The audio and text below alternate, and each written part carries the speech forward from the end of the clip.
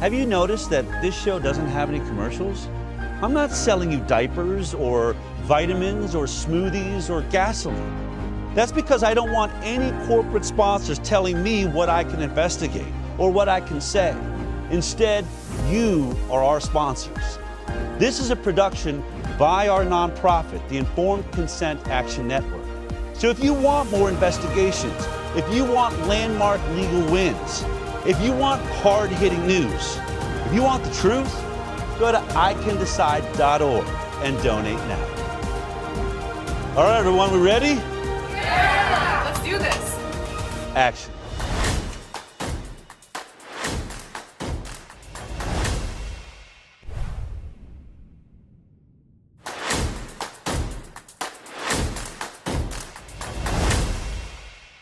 Good morning, good afternoon, good evening, wherever you are out there in the world. It's time to step out onto the high wire. And for all of you here in the United States of America, I'm sure, you're cleaning that barbecue right now. You're getting the coolers all ready for the big celebration, our Independence Day tomorrow.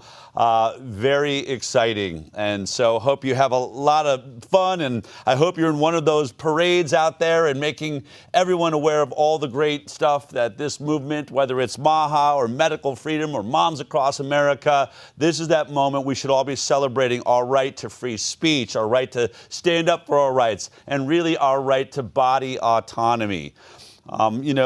We have been taping the HighWire. We've been doing this show since the very beginning of 2017. It came on back in late 2016. I started the nonprofit, the Informed Consent Action Network, after I traveled the country with the documentary Vaxxed, which was all about vaccine injury. I would say at that moment it was the most effective documentary that had ever been made to discuss this connection between vaccines and injury, and specific this issue of autism.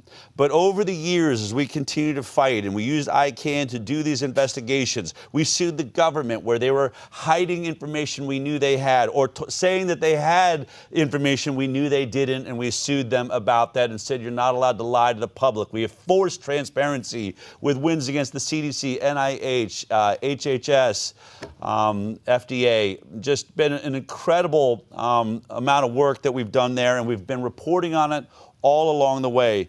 But as COVID was coming, and this warp speed vaccine was happening, it played right into the work that we had been doing. And to be very, very honest, I had been saying, as I was speaking all across the country, really around the world on this vaccine injury issue, that one day they're coming for you. One day this is not going to be about the kids. Don't be fooled. The pharmaceutical industry, I would say in speeches, is not the most powerful lobby in Washington because they want to just get the 3% of the hippie unvaccinated kids, crunchy granola moms kids vaccinated. That wouldn't be the payoff for them. Remember, they're outspending oil and gas 2 to 1. We fight wars in the Middle East for the amount of money that oil and gas pushes into our government representatives. What is pharma buying that's twice that, has twice that value? I said they're coming for you. There's going to be a forced adult vaccine program, and the moment that happens, this entire conversation is going to change. And I even said it to people on my staff. I said it's a bit like Braveheart. All through Braveheart, there's the Irishman kept saying, "It's my island. They're with me. Trust. They'll stand with the Scots." And of course, Braveheart's like, William Wallace, like, okay, whatever, you're crazy. But there's this moment where they're standing up against the entire British Armada. It's covering the entire mountainside. They're completely outnumbered. And then they wave those flags. And all of a sudden, all the Irishmen leave the side of, the British and come over and join the Scots. And of course, it's a victorious battle. I was saying, just like that, I will believe this moment that they demand an adult vaccine mandate. Suddenly, people will wake up. People will say, wait a minute, not me. It will be as though we've waved a flag. And now it's not just about babies. How many of you don't want to be forcibly injected? And so that's what COVID really did. And I also said what this is going to do for this conversation of vaccine injury, really, unfortunately, is where vaccine injury has been in infants and children that cannot speak for themselves, can't say, I was healthy yesterday, I was jogging down the street yesterday, I was filing my taxes yesterday, I was a marathon runner, I was a ski racer, I was a mountain biker, I was winning gold medals yesterday, and today I'm paralyzed in my bed. Babies couldn't do that. Even though the parents had all that knowledge, they said, I know what I saw with my own eyes. It was easy to say they were crazy. It was just easy to say, well, you just wanted to believe your child was healthy. But I said, once vaccine injuries start happening in the adult community, to those people that remember what they were doing yesterday, those doctors that were healthy yesterday and know damn well what Guillain-Barré syndrome is, or transverse myelitis when it starts happening, or neurological disorders, that is going to be a totally different story. That will probably end up being the biggest vaccine injury story of all times. And that is the story that has been captured by one of the most powerful films I've ever seen and that anyone will ever see, and that is Follow the Silenced, which is a documentary about those adults, those teenagers, those people that are able to speak for themselves that were injured by the COVID vaccine. It happened right before our eyes. They've captured the interactions with Peter Marks at the FDA because some of them were even in the trials. React 19 has a big part to do with this. Matthew Guthrie does a brilliant job directing it. Mickey Willis is fantastic as the executive producer on this. This is a film that you have got to see and probably should see it 2 or 3 times. I hope you're sitting with your friends. I hope you brought some people in for this experience. This is a game changer. Follow the Silenced. A round of applause for Calais.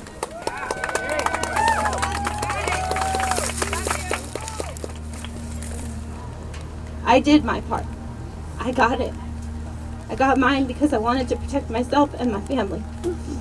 Ultimately, I did it because I was terrified that I would catch COVID again and die. My happy, predictable daily life came to a screeching halt. I can no longer cook, clean, or even pick up and hold my baby for too long before my body begins to shake uncontrollably or is thrown into excruciating amounts of pain. My quiet life has suddenly become very public. And with that has come so much ugliness and bitterness from people who know just the surface of what's happened to me after this vaccine. I have been called a liar and a fake, and have even been told by the ER doctors that this is all in my head. I'm hoping to share my story in an effort to give others going through what I'm going through a voice and to show them that they don't have to be afraid. So for everyone suffering, for everyone being pushed, guilted, and frightened, I see you, I hear you, I believe you, I love you. I love all of you because that is the only thing that is going to get us through this. Thank you, guys.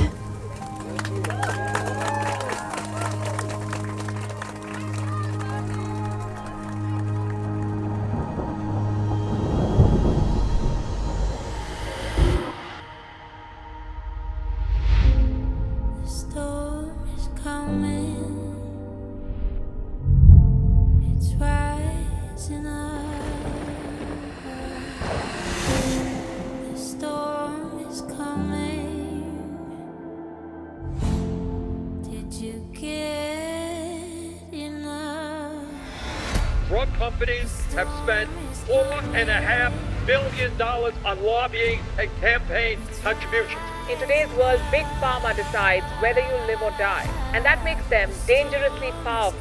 Mr. Chairman, it is a sad fact that we regulate industries such as machinery and automobiles far better than we do those that affect what may be placed in our bodies. Pfizer received the biggest criminal fine in US history for mispromoting medicines and for paying kickbacks to compliant doctors. They're getting paid by the pharmaceutical industry, by the very companies that they're supposed to oversee and to protect us from, that they're supposed to oversee, that they're protect us from.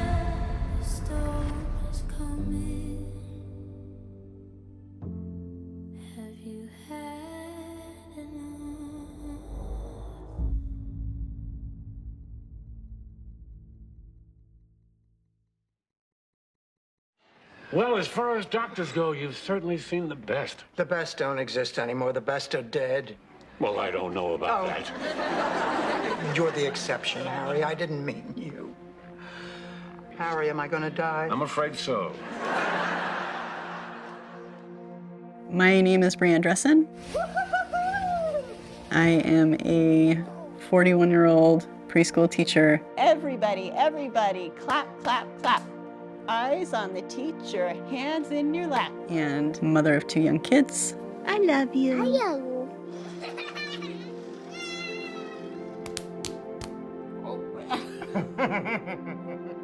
I met Bree in college when we were both at a climbing gym at an outdoor club event. I saw her climbing with a friend and I thought she was really cute, and we got to talking and set up a time to climb outside together, and a little while later started dating. He was really kind of a quirky guy when we met. That's the world's greatest dad. Even though he was very structured and regimented, he still would go jump out a plane with me and go skydiving or do all these weird trips. Anytime we could be outside, that's what we've always done. I married my best friend, I really did. We have a saying in our relationship, and it's no matter what. I choose you, you choose me. As long as we were together, we would get through everything. No matter what.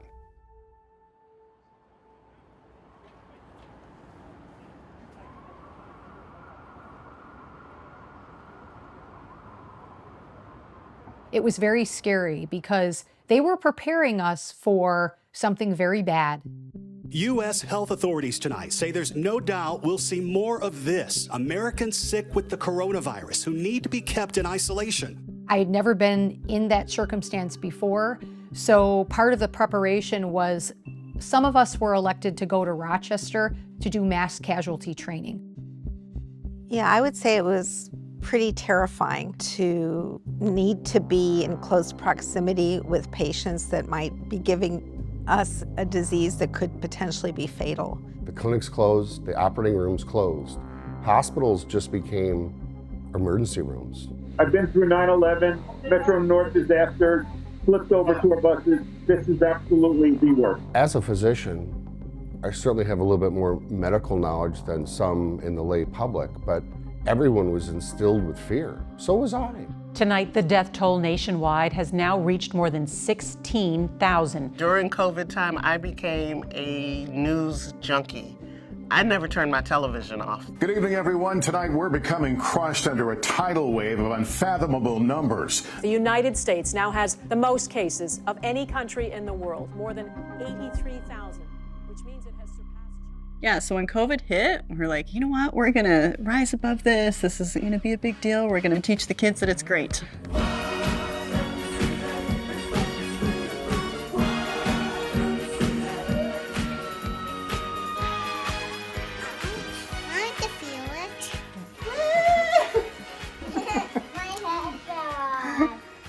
So the kids were stuck at home and they hated learning from me, even though I was a teacher. Nothing's happening. What's happening? Nothing's happening. It smells like brown sugar. Let me smell this other. How did you get on top of the car? But we really wanted to make the best of it, right? I mean, it was 2 weeks to flatten the curve. Infectious disease experts call it flattening the curve. Should this fail, people in this country, perhaps people you know, will unnecessarily die in a system that can't handle. Stay home for 2 weeks, right? That's where it all started. Brianne actually went out and collected N95 masks and took them to the hospitals so that the staff would have masks to protect themselves as they were treating COVID patients. We wore masks everywhere we went, we used hand sanitizer, we stayed away from everybody. You know, if the CDC said do this, we did it. Today I want to update you on the next stage of this momentous medical initiative. It's called Operation Warp Speed. Dozens of pharmaceutical companies and biotech firms now working simultaneously on a cure. When a COVID-19 vaccine is made, it'll be big news. Dozens of companies in multiple countries racing to be the first to create a COVID-19 vaccine. Pfizer could soon take a critical role in the COVID-19 battle. Moderna is performing the first human trial for coronavirus. AstraZeneca says it's enrolling 30,000 Americans in the late-stage clinical trial and another 20,000 outside the country. In your hands will rest the final success or failure of our course. Ask not what your country can do for you. Ask what you can do for your country. So my friends are healthcare workers, and they found out about the clinical trial, and they said, hey, do you want to sign up with us? And I said, yeah. I qualified as high risk because of my preschool teacher job. There is no laughing in preschool. In normal times, it would take 10 to 15 years to get a vaccine to market. Now some companies have reached the clinical trial phase in a matter of months. I had been accepted into the trial, and then I didn't hear from them for like 5-6 weeks, and I didn't realize it, but at the time it was because the clinical trial had been put on hold because there were issues with AstraZeneca in the UK. Another drug company hits the pause button on its clinical trial. AstraZeneca is investigating what caused a patient to have a serious side effect. There was a case of transverse myelitis and a case of MS. The patient suffered from a rare spinal inflammatory disorder. This disease interrupts the messages that the spinal cord nerves send throughout the body, and this can cause pain, muscle weakness, paralysis, sensory problems, or even a bladder and bowel dysfunction. As soon as the trial resumed, I was in the first batch of people that got contacted to come in. Dr. Robert Frank says today, for the first time, 7 children between the ages of 12 and 15 enrolled in the Pfizer vaccine trial and were given a first dose. And first of all, I'd just like to thank you very much for volunteering for this trial, because without you, we never could do this very important research. Knowing that a vaccine was coming, I was excited. I was like, okay, this is going to end it. I wanted to be the first in line. Our kids actually came to us with it and said, you know, hey, heard this at school. Some of my friends went ahead and signed up for it, and you know, it looked good. We're pro-science, pro-health, you know, we're educated people, and we want to help.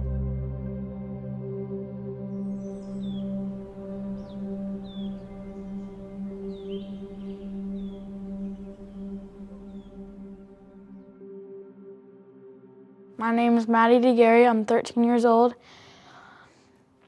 I used to do a lot of sports, but like before I got sick, and yeah, I don't know what else to say. So what are the possible known risks?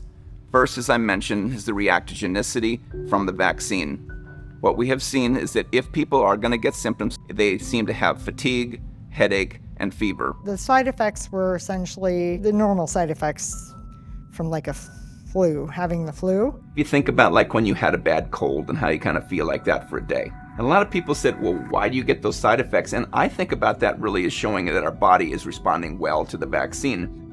Right now I'm feeling pretty good, but even just a few minutes ago before I had a snack, I was like, holy cow, this does not feel right. But I don't know, I'm feeling a lot better now. My arm's just a little bit sore. Yeah, that's about it. My ears were ringing for a little bit. I had a little bit of a headache, but the snack fixed it. It is a swing county. Trump won it last time. We expect it to be very close. This is what you can see. This is today's vote and what we're waiting on here, obviously. Later that night, my vision went double, and it sounded like I had seashells on my ears, so sound had become distorted. And I remember looking at my husband and just saying, something's not right. And starting to drop those results right now. It's because of the massive investment people are. It's until after the second shot that we really saw things get bad quickly. So what's going on right now? I'm shaking. What's wrong with your arm? There was electrical shocks going through her body. You couldn't touch her back. Her fingers were white, they were ice cold, swollen.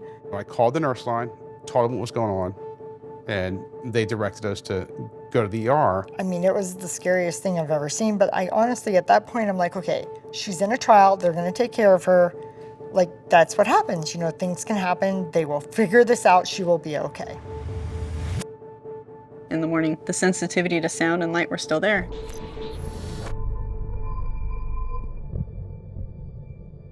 And that was the last day that I taught. The first thing we did, because the contract said, if you experience any problems, call the test clinic, right? I run her back up to the test clinic. They do an exam and they say, you might have MS. So you need to go to a neurologist and get that looked at. They, said, hey, you're just reacting to the vaccine. This is normal. And they sent her home. Maddie. Hey, babe. Days and weeks had gone by after several trips to the emergency room. Well, now she started having syncope. She was passing out. Breathe. Come on, Maddie. Maddie. Breathe. Okay. Breathe. Maddie! I'm sorry. It's okay. I'm sorry.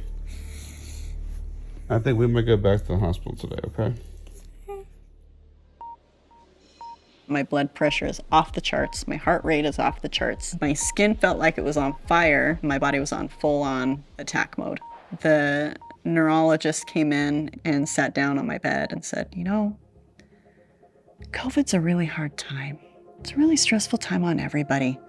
We see it here in the hospital, it's really scary. And I think maybe what happened is you got really excited and you got this vaccine and you just kind of had a mental breakdown. Maybe you have anxiety. Why don't you just go home and try to relax? They blamed all of this on anxiety. If you look at her charts prior to this, she never had anxiety in her charts. They took the adverse reactions to the vaccine off the table. Not another visit from Children's had said COVID-19 adverse reactions.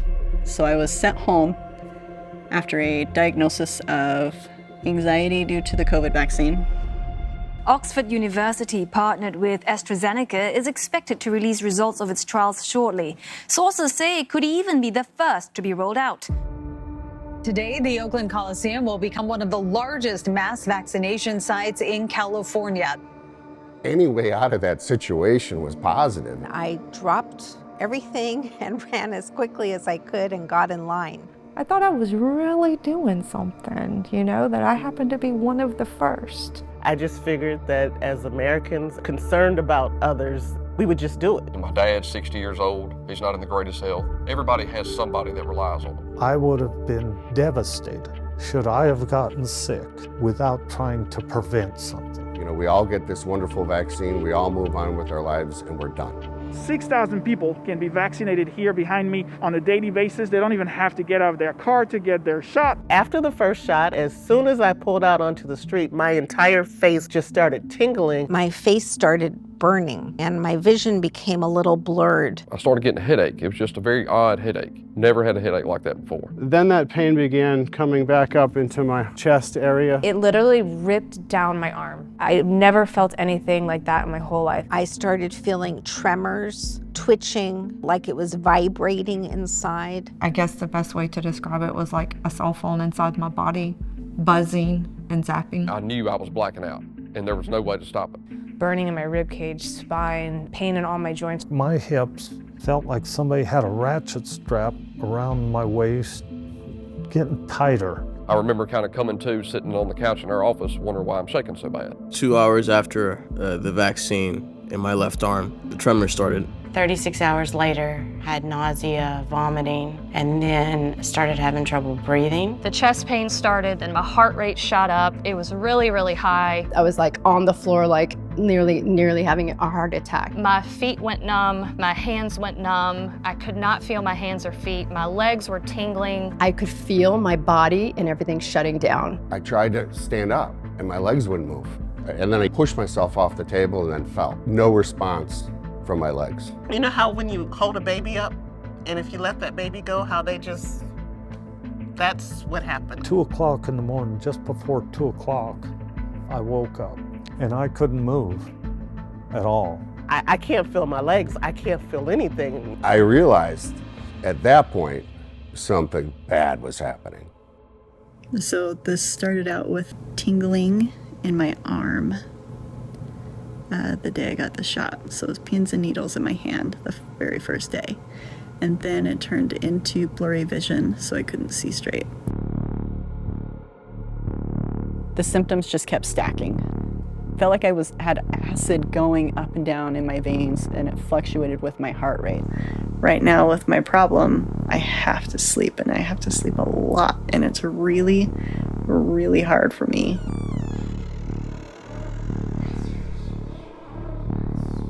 The kids couldn't be near her, they couldn't touch her.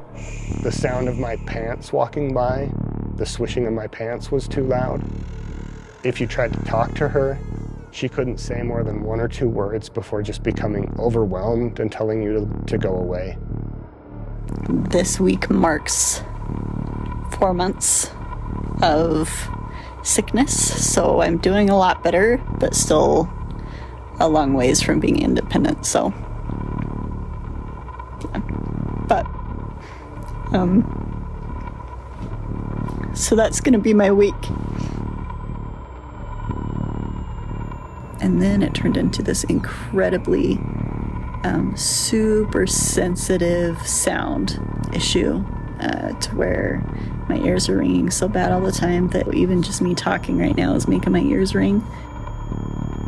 She was removed from my life, my kid's life, from her own life. Just completely isolated, hollowed out, suffering. And we weren't getting any answers. It all changed the day of her shot. Brian is going to get his vaccine on Wednesday, so that'll be good. Because if he got COVID, there really wasn't going to be anyone here to take care of him.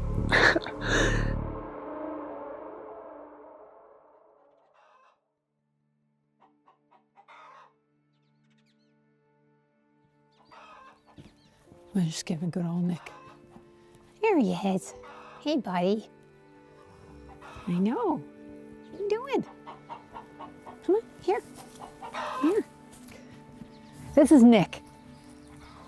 Yeah, he's a retired standardbred racehorse. They were racehorses at one point in their careers, right? And now you guys are all retired. And that's the thing, they've been part of my life for so many years. I just can't imagine ever not having them, you know? My husband and I had this barn built in 2006 when we first moved in here, and put a lot of work in this place. This was my life dream, you know, and it's home to me. It's where I feel most comfortable. It's my sanity, I always say, and to think that this may be gone someday is pretty difficult for sure, you know. But if this is what I have to do, it's what I have to do, you know. We really need to make sure that we're providing a consistent message to our team, and we need to make sure that that's also in alignment with what our health system is asking us to do.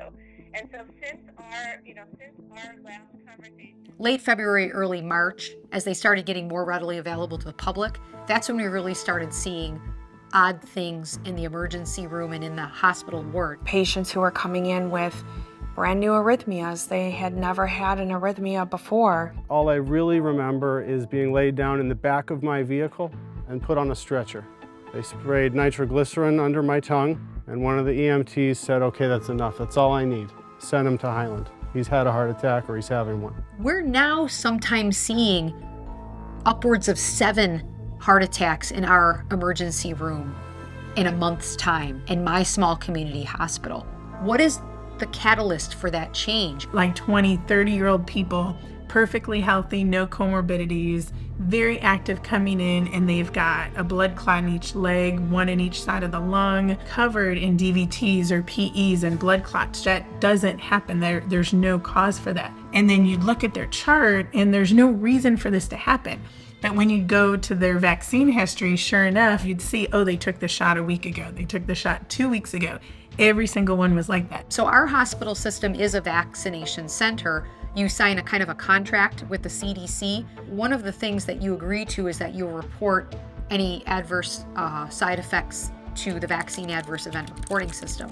This was enacted to assure, once you released it into the full population of people, that there was an early warning if there was problems with the vaccines. I didn't know anything about what VAERS was, what it stood for, what our responsibilities were.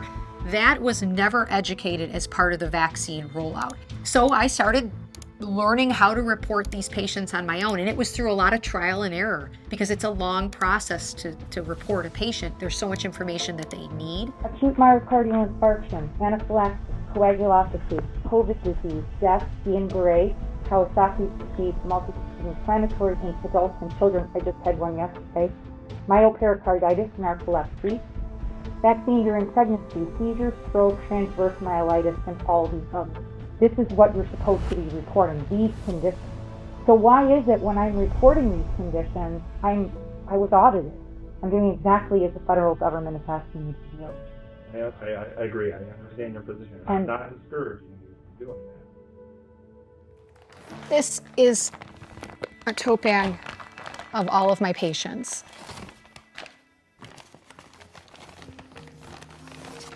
They just keep coming. But all of these ones here are the ones that I have officially reported. This stack of patients are patients that still need reports to be done. I would say it may be close to 200 patients in this stack.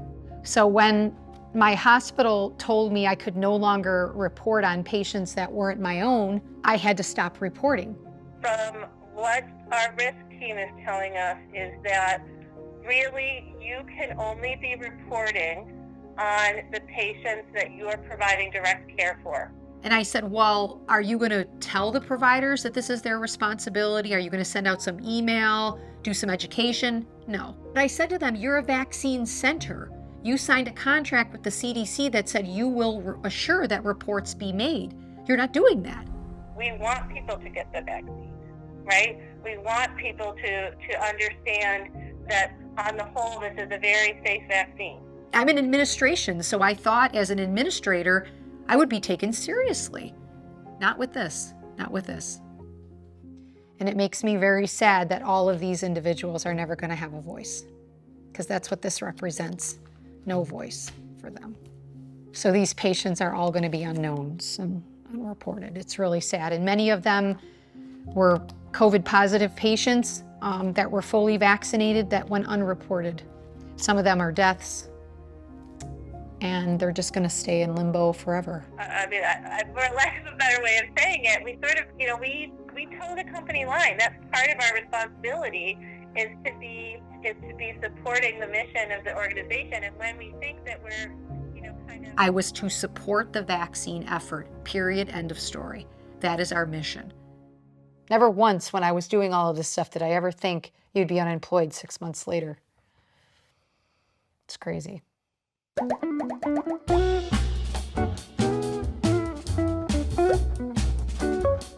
It's important to know that in general, a report made to the Vaccine Adverse Event Reporting System, or VAERS for short, does not mean that a vaccine or specific batches or lots of the vaccine cause the side effect. If you've had a reaction following vaccination, contact your healthcare professional and report it to VAERS at vaers.hhs. We had asked the principal investigator, hey, did you report this to VAERS? Because people kept asking me, and he said, we report it to Pfizer, who reports it to the FDA directly. We don't go through VAERS. I'm like, okay. When I asked for documentation, they would just ignore me. When asked about, did you report this information about the adverse side effects? And they said, yes, they reported it to their sponsor. Okay, can you give us the information? I would like to know what you reported. No, we can't do that. We already reported to our sponsor. The doctors that have seen her so far have not found something where they thought it was research related, is what they all were telling me. One of the first ones says related to the vaccine trial. So, and I know it happens within 24-hour period, all this went down. So I find it hard to believe that you're trying to steer away from that. They kept saying, these are pre-existing conditions. This is something else. This is not from the vaccine. The vaccine doesn't have these side effects. When she was admitted, her blood sugar was at 42. She had lost 20 pounds, and then it got to the point where she couldn't swallow liquids. Maddie. They stabilized her. That's when they put the NG tube in. Maddie.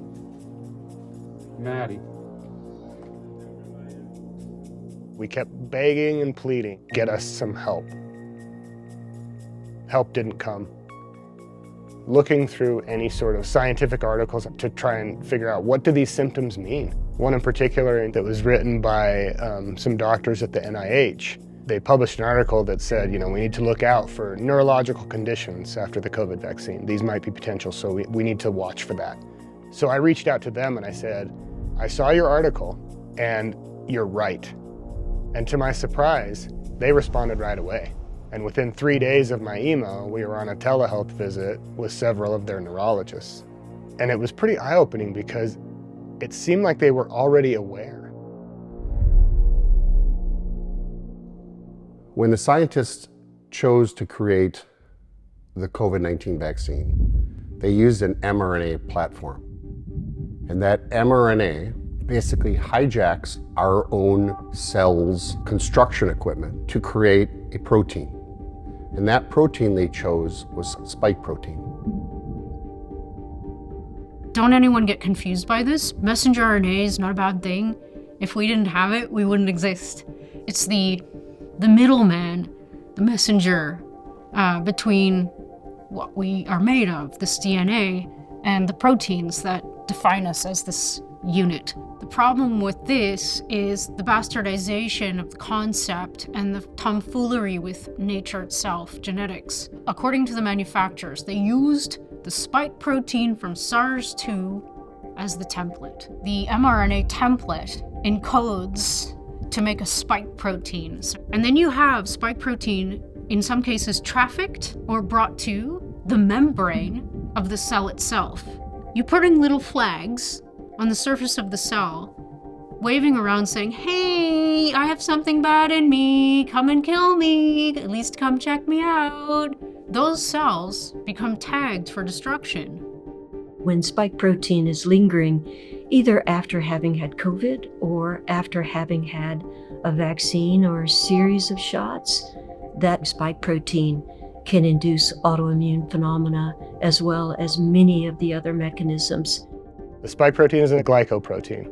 That's the most common protein in our bodies. We know spike protein looks eerily like the body and brain, such that our immune system now is getting mixed up. So if you have proteins in your body close enough in resemblance to the spike protein, you can have the antibodies attack that.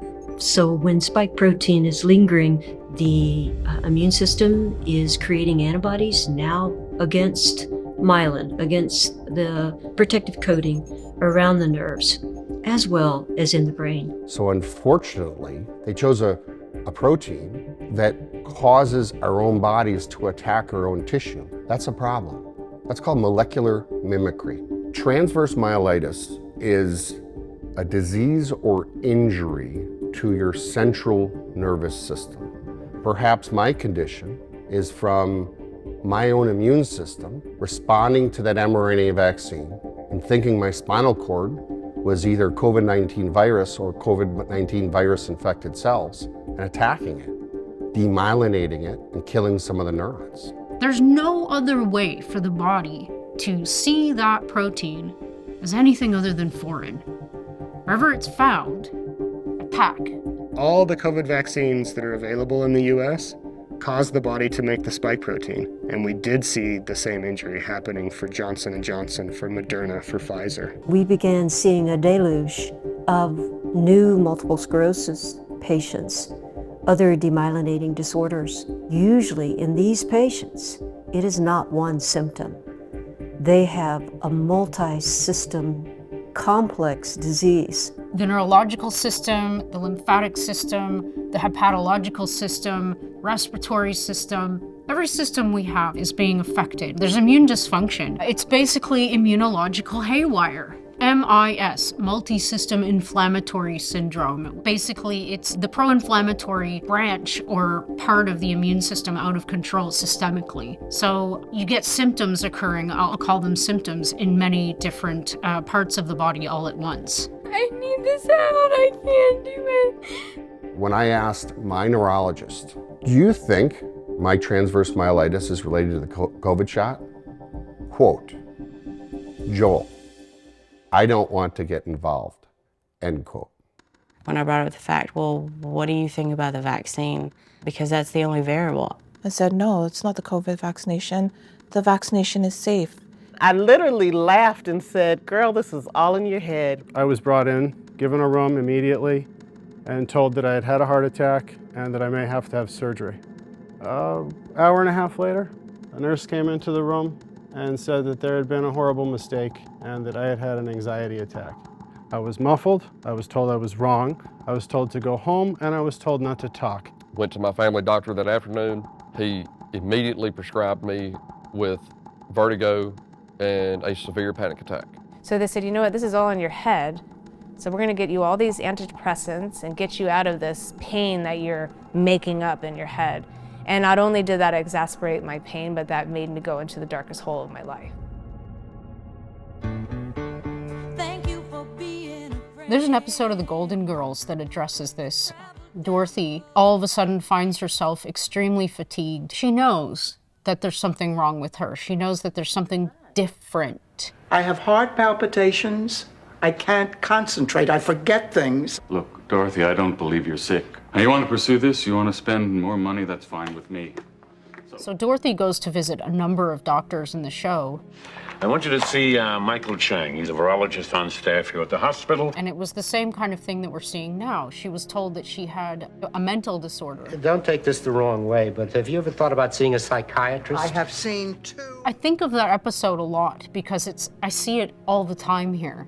We have literally been told by doctors, if this were real, we would have been told by the FDA that this can happen. They aren't saying that, so this must not be real. There's people that have gotten diagnoses in their chart of anxiety disorder, functional neurological disorder, which is basically a medical term to say they're nuts, when really they have biologic, pathophysiological conditions that are just ignored.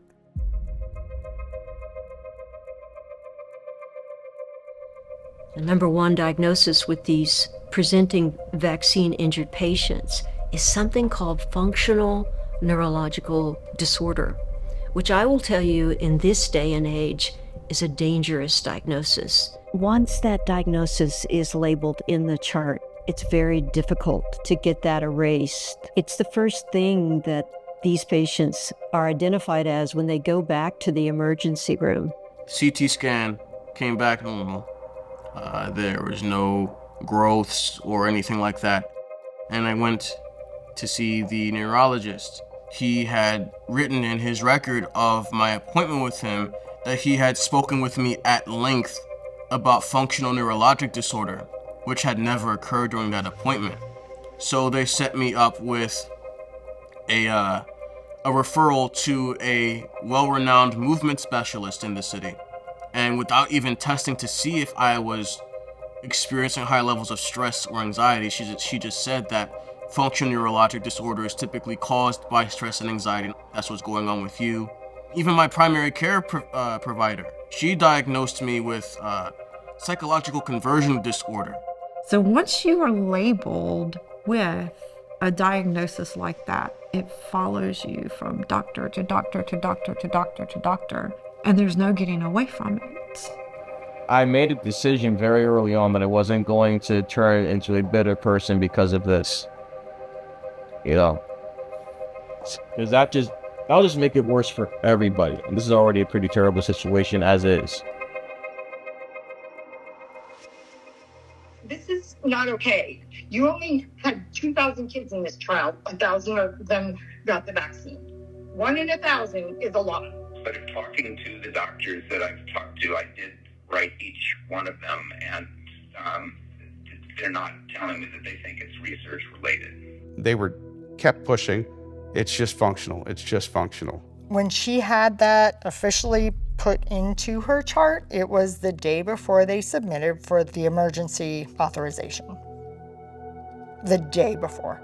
Today, Pfizer announced its vaccine is safe and effective and generates a robust immune response against symptomatic disease in kids ages 12 to 15. I'm Ernest Ramirez. I'm the father of Ernesto Ramirez Jr. I raised Junior since he was a baby. I always felt that he was going to do wonderful things in this world because I was going to try my best to teach him. I didn't want to see my son sick. And in April, I took him to get the vaccine. 5 days later, my neighbor asked me if she could take Junior and her son to go eat and go play basketball. I gave him some money. I gave him a hug and a kiss. Told him to be good. They called me if he needed anything. That was the last time I spoke to him. My neighbor called me later on, screaming that something was wrong with Junior. So I raced to the park. They were loading him up on the ambulance. And when I got to the hospital, they just acted like nothing. They just said, "Oh, your son's dead." Like it meant nothing. Now, what parents really care about is what's the worst thing can happen. We do know that for males under the age of about 30, there is an increased incidence, it appears, with the vaccines of a rare side effect of an inflammation, mild inflammation of the heart called myocarditis. And it's very mild. They go to the hospital, they're looked at, observed, given a little bit of ibuprofen, a pain reliever, and they go home, and they seem to be doing just fine in follow-up as in the studies that we've been looking at. A lot of the people with myocarditis, if they do tissue staining of people that have inflammation of their heart, again, myocarditis just means inflammation. What they'll see is it's full on staining, it's full of spike protein. And they've done pathology on teenagers who've died after receiving the vaccine, who've died from myocarditis. And what they find pathologically is that the heart inflammation does not resemble the standard heart inflammation that you'd expect from normal myocarditis. This is inflammatory, cytokine-driven myocarditis, similar to what you'd see in multisystem inflammatory syndrome. Pathology is, data gathering, like patterns. What's out of position in this pattern? What's out of proportion in this pattern? I have the autopsy tissues of a young man right here on my desk. 14. He didn't need that shot. Look. This is my stomach con. Oh, lovely. Thank you.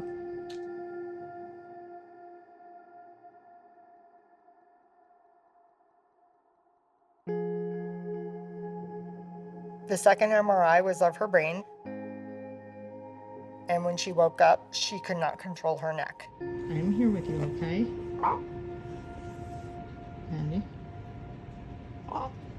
Maddie, breathe. Yeah, I don't even, you try to block it out because you don't want to remember that. From the beginning, they've ignored everything that happened to her. They acted like it didn't matter, like it was nothing. Maddie, you can breathe. Maddie. You think that if something happens, they're going to do everything they can to make sure that they figure it out. They did not do that at all.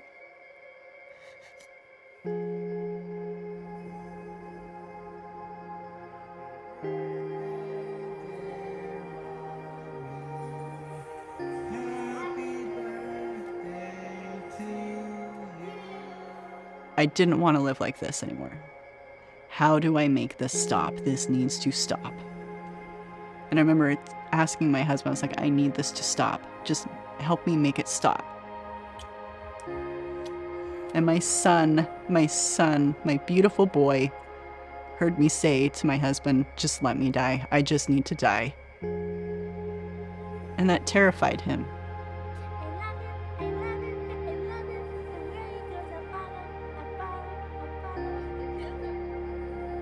And as I lay in bed there thinking, oh my God, can I live like this? Can my husband live like this? Like, what if I'm in a wheelchair forever? Like, a normal person like myself was thinking of ways to kill herself. That is not normal. And I'm not saying this for you to feel sorry for me. I'm saying this for people to understand to the depths of which this is beyond frightening. When nobody has answers, nobody has a lifeline, doctors have no idea, nobody knows how to help you, and when you do go for help, they tell you that you have anxiety and you're crazy and it's in your head. It was really hard to explain to my 8-year-old who saw me convulsing and not able to control my body. My husband had to sit on me to hold me still. He was terrified, and I had to try to tell him I was gonna be okay, knowing that I had no idea if I was gonna be okay. Like, is this gonna be my life forever? How much longer can I feel this sickness? Am I gonna die tomorrow? So you're trying to make memories with your kids, but you can't even make the memories with your kids because you're so sick. What's the future, 2 years from now, 5 years from now? If I even make it to 5 years. I felt that if this illness didn't go away quickly, I was thinking about ending my life. The symptoms were unbearable, and I've never been suicidal in my life. And in my mind, I'm thinking, for the world, if I die, everybody would be better off. My wife wouldn't have to drive up there every day. She wouldn't have to worry about things. She wrote a letter to our son, trying to explain the love that she had for him, how she was proud of him. But when I read it, it was obvious that she was trying to leave him a message for when she wasn't here. I mean, to have your wife, the mother of your children, who was perfectly fine before, now get to this place where they're writing goodbye, have a good life, be the best you can be to their child, brought me to my knees in tears. That's the only reason she didn't write one to her daughter, because she saw that. I'll never forgive myself for what this has done to my kids, what I have done to my kids. A little boy should never have to worry about that.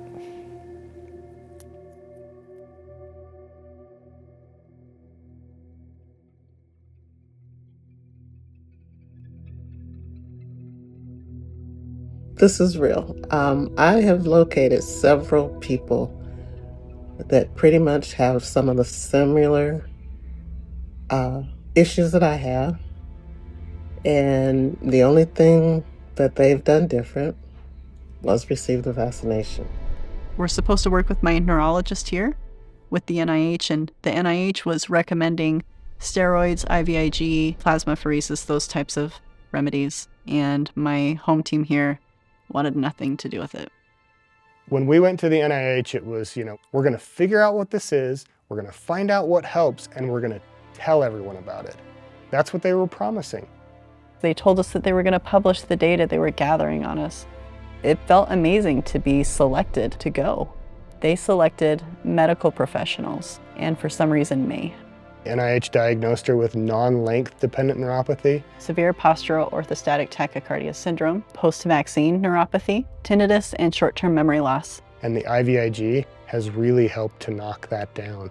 Here is my packet of IVIG. So this is a bunch of immune cells in here. It's not a silver bullet, it's not the cure, but it definitely is giving me my life back. So in March of 2021, I crossed paths with Dr. Denise Hertz. And she is a fierce force for good. And she was injured by her COVID vaccine. And she had found 3 or 4 people at that point that were like us. Hey, Denise, it's good to see you. Hi, Bree. Good to see you too. After my comment that I wrote in Neurology Today, and I started getting emails from people all over the world, several women in the United States contacted me, and Bree, I believe, was the second person to contact me. I'm expanding my diet a little bit, and I doubled my low-dose naltrexone dose, which was awesome. That is a magical drug. I've been on it now for over a month, and it's really helping me a lot. I wish I had started it a long time ago. And so she said, hey, let's exchange emails. So she put us all on this little email string together, and we were all relieved to be there together. Our lives never would have collided in any way if we hadn't become ill. We live in different states and all different walks of life. So it was really amazing to be able to finally connect with even just a few people that knew exactly what I was experiencing. I finally connected with them. Bree was one of the ones that I connected with. It was April or May, and she was terrified. She was scared, her daughter was in the hospital, and my way of helping her was to listen to her. And I stayed on the phone with her countless nights while we both cried about what was happening to Maddie. We commiserated, we laughed. We have a lot of really dumb inside jokes now. Actually, I found a family. There's a core group of us. It's not a day that we don't talk. It's not a day that we don't type to each other. As time went on, the group continued to grow, and it got bigger and bigger. So Denise and Christy Dobbs set us up in a Facebook group. People started telling me, hey, there's a group out there of other people like you. And I joined it. She said, okay, we have a group with a whole bunch of vaccine injured people. And the Facebook group got really big really quick. And before we knew it, we needed another Facebook group and another. And then there were thousands of us. At first, when I joined these groups and I started reading through everything, it was a bit overwhelming to see how many there were on there and how many symptoms there were after the vaccine. These groups are pretty much the only help that people are getting. Denise Hertz is on an email string with the heads of the NIH, the heads of the FDA, and the CDC, and they're all telling her, hold off, don't say anything, just give us a couple of weeks and we'll figure this out. If you look at VAERS database, there are more than 1,000 neurological side effects already reported. And that was March of 2021. They flew COVID vaccine injured into the NIH to be researched because of our injuries. They told us that they were going to figure this out. So we told everybody, hey, just hang on, help is coming, the NIH is going to publish. And then that would open up the door for everybody to get care. We've been at battle against the pandemic, and there's been damage. Seems reasonable to say, let's help these people. So the NFL player gets on the phone with a senator, and it's like, hey, check out these videos. I'm Ron Johnson. I'm the U.S. Senator from Wisconsin. Originally, when I heard that Ken called me, I just called him up. He's a Green Bay Packer Hall of Famer. You know, I know who Ken Ruckers is, so this is kind of cool. My name is Cheryl Rutgers. I live in Oregon. I'm a wife, I'm a mother, and a grandmother. His wife, Cheryl, had suffered a vaccine injury, and he just wanted to know, is there something I could do to help? I want our neurological injuries to be recognized and acknowledged by the CDC and the FDA. This is a group of people that have a very simple request. They just want to be seen. They want their stories heard. They would like to be believed. I told Dr. Nath at the NIH that I was going to do that press conference, and he commended me for my advocacy. And he told me that there were two things that the world needed to know, and one is that this was treatable and that early intervention was key. I just wanted to say thank you all for being here to hear these stories. As you can see, we are like family. We have suffered together for so long in a way that no one understands but us. Unfortunately, all I could do was create a platform and hopefully trigger some compassion. We are asking to be seen, we are asking to be heard, and we're asking to be believed. Thank you.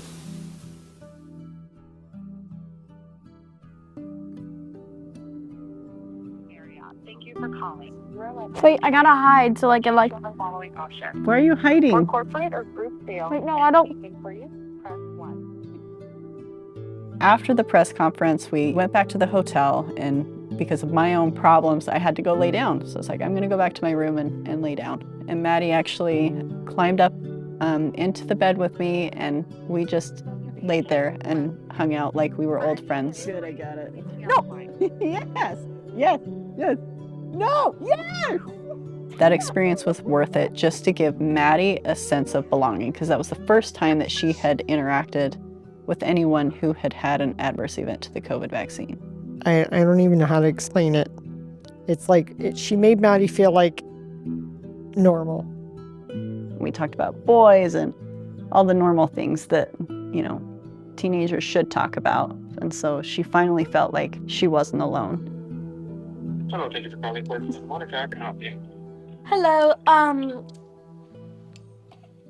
She makes me want to keep fighting and to fight harder. Fox hosts aren't the only prominent people giving anti-vax conspiracies a platform. They're getting help from one United States senator in particular, and that is Ron Johnson. I think the American public should be able to have informed consent when deciding whether or not to take an experimental vaccine one way or the other. Stay in your own lane. That's the message to Senator Ron Johnson after Johnson hosted a press event Monday with people who say they experienced negative side effects from the COVID-19 vaccine. We thought that the public would finally hear our stories and the questions would begin to be asked, the agencies would be held accountable, and we could all go back home and focus on healing. I was hoping that those news reporters would hear the stories and have an ounce of compassion, but that's not how they treated the story. Johnson pushes the conspiracy theory like, what? I'm just asking the question. Senator Johnson, misinformation. Senator Johnson's misinformation panel. And guess who was still invisible? The U.S. Surgeon General, Dr. Vivek Murthy, is appealing to the nation to fight misinformation about COVID-19 and vaccines. When it comes to misinformation, not sharing is caring, unlike what many of our moms taught us. So within 24 hours of that first press conference that we had in Milwaukee, Facebook shut down the first of our vaccine-injured support groups.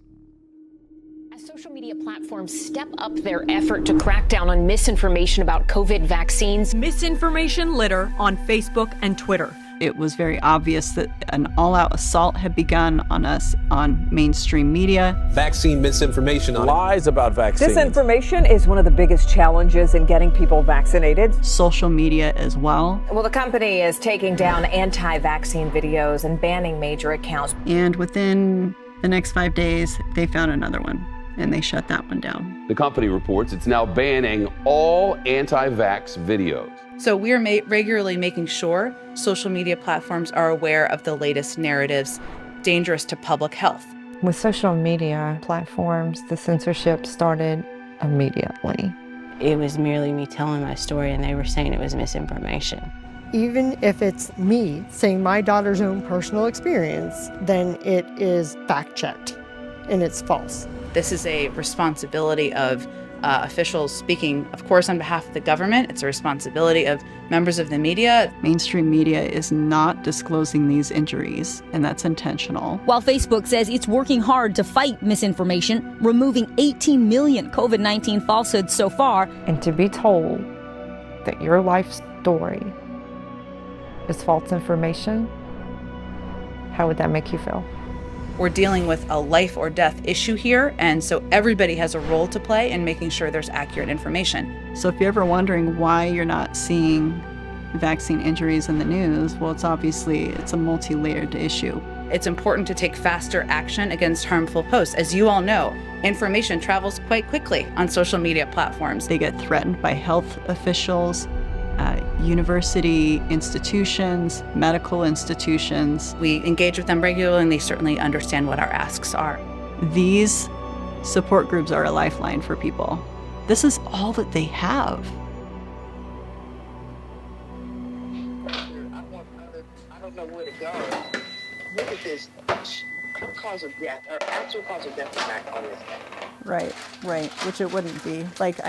That's the problem. If there's anything, like any kind of prior health history, they will put that on the death certificate every single time. I get on the phone with as many people as I can, but it's it's almost 10:30 here. So kids put themselves to bed, and there's just not enough time in the day. Well, you go be with your husband and do treat him well and have a good time and you relax because I know you have done so much. Tell your husband I said Happy Father's Day. I will. Thank you for that. Okay. Bye. How undignified is that? Her daughter's dead. She's hoping that she gets a phone call from a preschool teacher. They have nobody, right? The government's turned their back on them. And there's nobody that has any answers, nobody that wants to bother to help her find the answers that she needs. Good afternoon, wherever you're located. Thanks. If everyone on wants to just introduce themselves, it might be helpful, and then we can introduce who's on from the FDA. After we got these meetings set up with the FDA, thankfully through my home senator here, Senator Lee. So I'm Peter Marks, Director of Center for Biologics. Peter Marks, head of biologics, is the guy that is supposed to evaluate the safety and the efficacy of these vaccines. As you can tell, we've got thousands of people that are having issues with the neurological side effects to the COVID vaccines. We're currently involved with research at the NIH, but the research at the NIH has been kind of mired and slowed. I confirmed with Janet Woodcock, the head of the FDA, as well as with the researchers that we were working with at the NIH, that I knew that they were talking to each other. And after that, NIH went radio silent. I wanted to make sure that they got a perspective from medical professionals. One of these physicians is a critical care physician. She's trying to hang on to her medical license. I'm going to protect her identity. Thank you, Bree, for inviting me. And Dr. Marks, it's really wonderful to meet you. As you know, the physician community holds FDA guidance in incredibly high esteem. After the FDA communications about myocarditis came out, both the ER and cardiology teams were tuned to look for it. Our patient care dramatically improved, all due to the FDA advisory. They disclosed myocarditis to the medical community, and the medical community was given the green light to actually identify myocarditis and look for it and help their patients, and also report myocarditis. So the FDA is not naming additional adverse reactions to the vaccine because the passive surveillance systems aren't displaying it. But the passive surveillance systems aren't displaying it because physicians are blinded to the adverse reactions in their patients and thus aren't reporting them. And it's resulted in a negative feedback loop. And I believe that this loop is the reason why we are having a hard time getting recognition from the FDA regarding our neurologic reactions. So we are really hoping to have a conversation with you that has more specific details with how the FDA has looked into things such as small fiber neuropathy, dysautonomia, and general neuropathy. It's not like we can just cluster neurologic symptoms in general. So is the majority of folks with this, is it dysautonomia? What would you say are kind of the top three? It doesn't have to be just one, but what are the top couple of things that you think we should be looking for? It is obvious from that question they have not looked specifically for any of these things. There's 88 distinct search terms on VAERS when you curate to indicate a neuropathy. So I'm hoping we can look at all of them. Yes, please feel free to send that to us. Yep, that would be helpful. Ask a preschool teacher and a critical care physician for 88 terms of neuropathy. We'll hand it over. We'll get that to you. You know, in the meantime, I hope that things get better for you both, and we'll continue to look into things. Thanks. Now, concerns are growing in Israel after some fully vaccinated adults got infected with the coronavirus. The country had one of the fastest vaccination programs in the world, but now cases there are rising again, fueled by the Delta variant. Breakthrough case numbers are on the rise due to the Delta variant. 469 cases in Massachusetts, 74% were fully vaccinated. Delta came to the United States and started evading the vaccines. The first question is, why isn't the United States looking in our own backyard for our data? But they were. They just weren't telling us what it said. COVID continues to surge across many parts of America, a major reversal from its drop early on when the scientific breakthrough of vaccines slashed the caseload, as you can see there. Now, July and August show those days of vanishing COVID cases were temporary. I've been working with healthcare claims data for over 25 years. And the data that I do have access to, which I'm really grateful for, is the Center for Medicare and Medicaid database. This database is so huge that it covers nearly 40% of the United States population, and I started to feel like I was the only one looking at it, because I think I was. 80% of the vaccinated over 65 population, an estimated 71% of COVID cases occurred in fully vaccinated individuals. You're not going to get COVID if you have these vaccinations. The breakthrough rate was 62%. What this says to me is the vaccine wasn't working, and they lied about it. Recent data indicates there is only one confirmed positive case per 5,000 fully vaccinated Americans per day.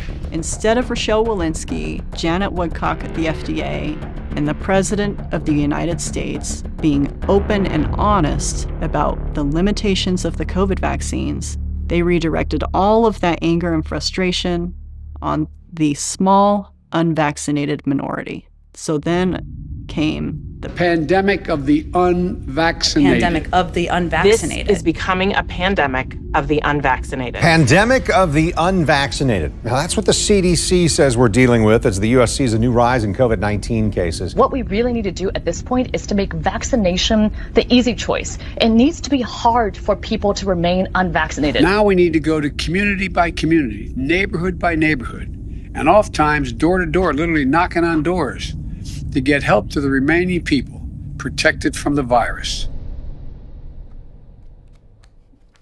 If my commanders saw this in a movie, they'd be like, oh my gosh, the binder. We've all seen the binder. Like, this is one of 3 binders. My name is Lieutenant Colonel Teresa Long. I'm a Army flight surgeon, and I have a master's in public health. I'm an aerospace and occupational medicine specialist. A new study on the COVID-19 vaccines found more cases of heart inflammation than expected among members of our U.S. military. Right out the bat, when they came out and they just had this stance that it was safe and effective for absolutely everybody, it was just blatantly absurd. Medical experts say side effects from vaccines nearly always occur within a couple weeks of a person being vaccinated. Most adverse events occur within about a month and a half of vaccination. So I think we're hoping that if we see major ones, we'll see it then. People got their first vaccination, and then they had to wait 2 weeks, and then they got their second vaccination. And according to regulators, they weren't vaccinated until 2 weeks after that. For the first 2 weeks after you had been injected, you're classified as unvaccinated. And that's true after the second dose in the case of a 2-dose vaccine. 30 days past vaccination administered within the past 30 days. That's what that says. It's a statistical sleight of hand, delaying the time at which they assign the word vaccinated to an individual. All of those people who died within that time frame will be reported as having been unvaccinated. If you then compare on a chart people who died who were unvaccinated and vaccinated, we would be shown a wrong cohort of people that died after vaccination. So if you replotted that data by defining these people properly as injected or uninjected, it's a very important distinction when you're talking about immunological effects, side effects, reactions. We're actually seeing vaccine injuries, but according to their own established timelines, these people were unvaccinated. These people developed these very serious, life-threatening adverse events within 30 days of their first COVID vaccine dose. So every time you go in to see your medical provider in a clinic, you have to assign a diagnosis code to why you were there. This person had a pretty normal health life up until the time of the vaccine. 6 days after the vaccine date, they have a cardiac arrest and they die. But what's also important to note here is the secondary diagnosis.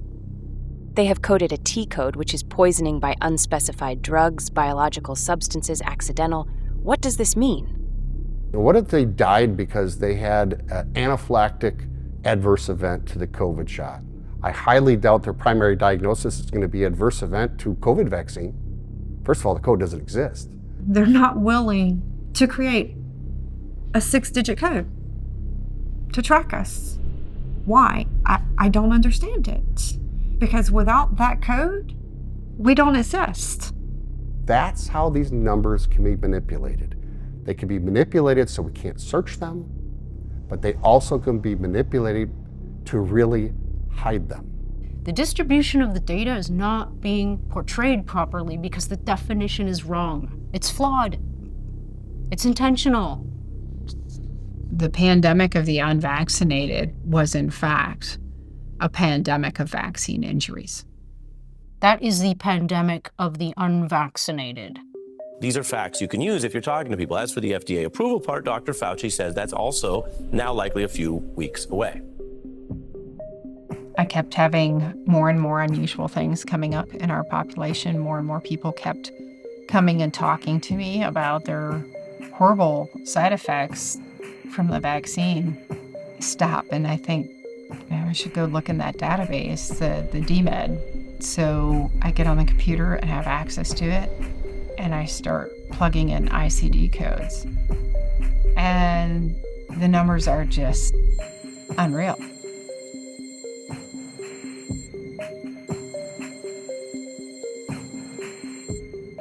So I call Lieutenant Colonel Pete Chambers. My name is Pete Constantine Chambers, retired Lieutenant Colonel, United States Army Special Operations. I was also a flight surgeon with the United States Army Green Berets. When I lost the ability to go to my command, I went to a congressman. I went to 2 congressmen. I went to 3. Nobody wanted to talk about it until finally Senator Johnson came forward and said, I'm looking for whistleblowers. And I had been talking to Dr. Teresa Long, a lieutenant colonel, flight surgeon out of Fort Rucker, Alabama, and she said, look at the DMED data, Defense Medical Epidemiology Database. Look at that data. I pulled up the DMED data and went, whoa, neurologic events up 1,100% since the shots rolled out. 11x rise. The DoD data at this point, as well as the Medicare database, they both talk about how neurological disorders are happening at a much higher rate than myocarditis, and they still can't find it. We have not found a rate of transverse myelitis, for instance, that is higher than would be expected in the population. So this is transverse myelitis. So essentially 2021 had as many cases as the preceding 4 or 5 years before it. That's the main part of defining a safety signal. Is it out of the ordinary? I don't have the data to be able to make a connection yet. The average number of adverse event reports to VAERS over the past 30 years for all vaccines combined is 39,000, more or less. Compare that to over 700,000 reports. You don't have to consider it to see a deplorable safety profile. There's a database that exists in the government realm called the Social Security Administration Death Master File. And this file has roughly 90 million records in it. And it captures 85 to 90% of deaths in the United States. So what I did was compare each month for the prior 5 years. For these mRNA vaccines, there is incredible BS out there about like thousands of people dying, etc. That just ain't true. We are seeing right now the highest death rates we have ever seen in the history of this business. It's not just at One America. The data is consistent across every player in that business. When comparing the DMED data to VAERS and to other data banks around the world, to include actuaries from insurance companies, when you compare those, they virtually line up the same. I don't want to think that these things are so dangerous that they're causing this much excess and injuries in my fellow people. But it really, really looks like that's the truth. They continue to query the various databases, the large databases for neurologic adverse events, still have not seen a signal. You explain to me. Everybody explain to me. Regulators explain to me. Why is this not being investigated as a safety signal? Wow, yeah, we need a lot of answers from a lot of people. And then she started work, because she's 16, that was her first job, and then her legs just like buckled on her, and then these falling incidents started. Okay, yeah, so that's POTS then. Every single day. Why It is the responsibility of sick people to do this. It's beyond me.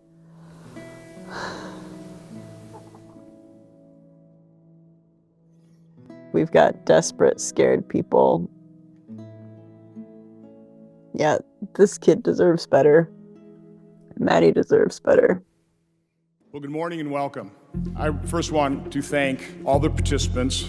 Many of these individuals have a very difficult time traveling. As Bree and Maddie and Stephanie are well aware of, telling the truth in today's cancel culture is not necessarily easy. We came up with this idea for a panel with lots of experts and lots of injured. That's when we decided to call Senator Ron Johnson. It's a real shame that we're having to hold this roundtable.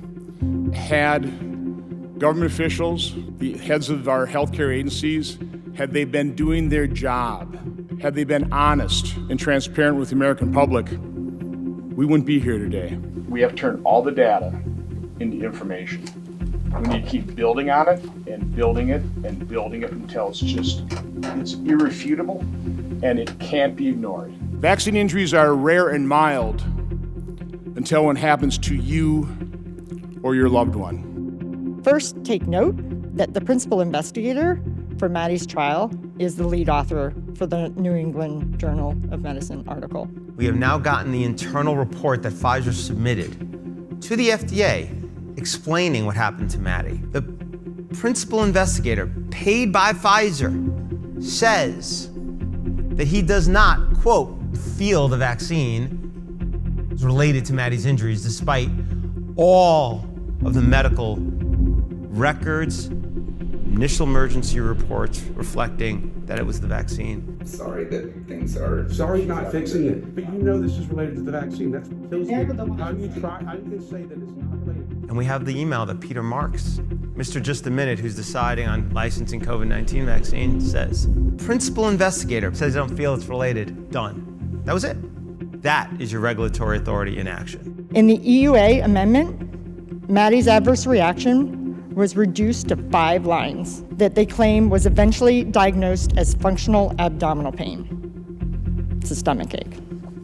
Because my reaction was so severe, AstraZeneca told me I was not allowed to get the second dose. In the trial report, it says that no serious safety concerns were identified. They also go on to say that 180 people withdrew. 266 people experienced an adverse event leading to trial discontinuation. 56 of those were considered neurological. For us to make some kind of a statement publicly, we have to find the data in our database that says that in a group of vaccinated individuals versus a group of unvaccinated individuals, that we have some type of signal. Where's the unvaccinated background that they're using? Where are those people? Because he says they need them. How many studies do you run where you take the placebo group and give them vaccine too? After the end of May, we have lost the placebo group, so we cannot really say anything about the duration of vaccine efficacy after that. There's no more efficacy data, basically, after that. So they're not the control group anymore. Isn't that the purpose of a study? To have a control? Really? No, to have a control. But there is no control now. Well, you vaccinated everybody. No, but you're trying to do that to try to provide protection. Yeah, no, you think it's providing protection. You've erased your control group. You have no comparison. So it looks like anything that happens is just common and normal because you have no reference to compare it to. Well, I think the term deliberately deficient by design is appropriate. I, along with several injured physicians, continued to reach out to the FDA through emails, phone calls. We did video conferences with Peter Marks and Janet Woodcock, constant emails with Janet Woodcock and myself directly. They made all kinds of commitments to us. The statements over and over and over, starting last May, of promises to look at this, assurances to look at this, action items from prior meetings, none of which has come to pass.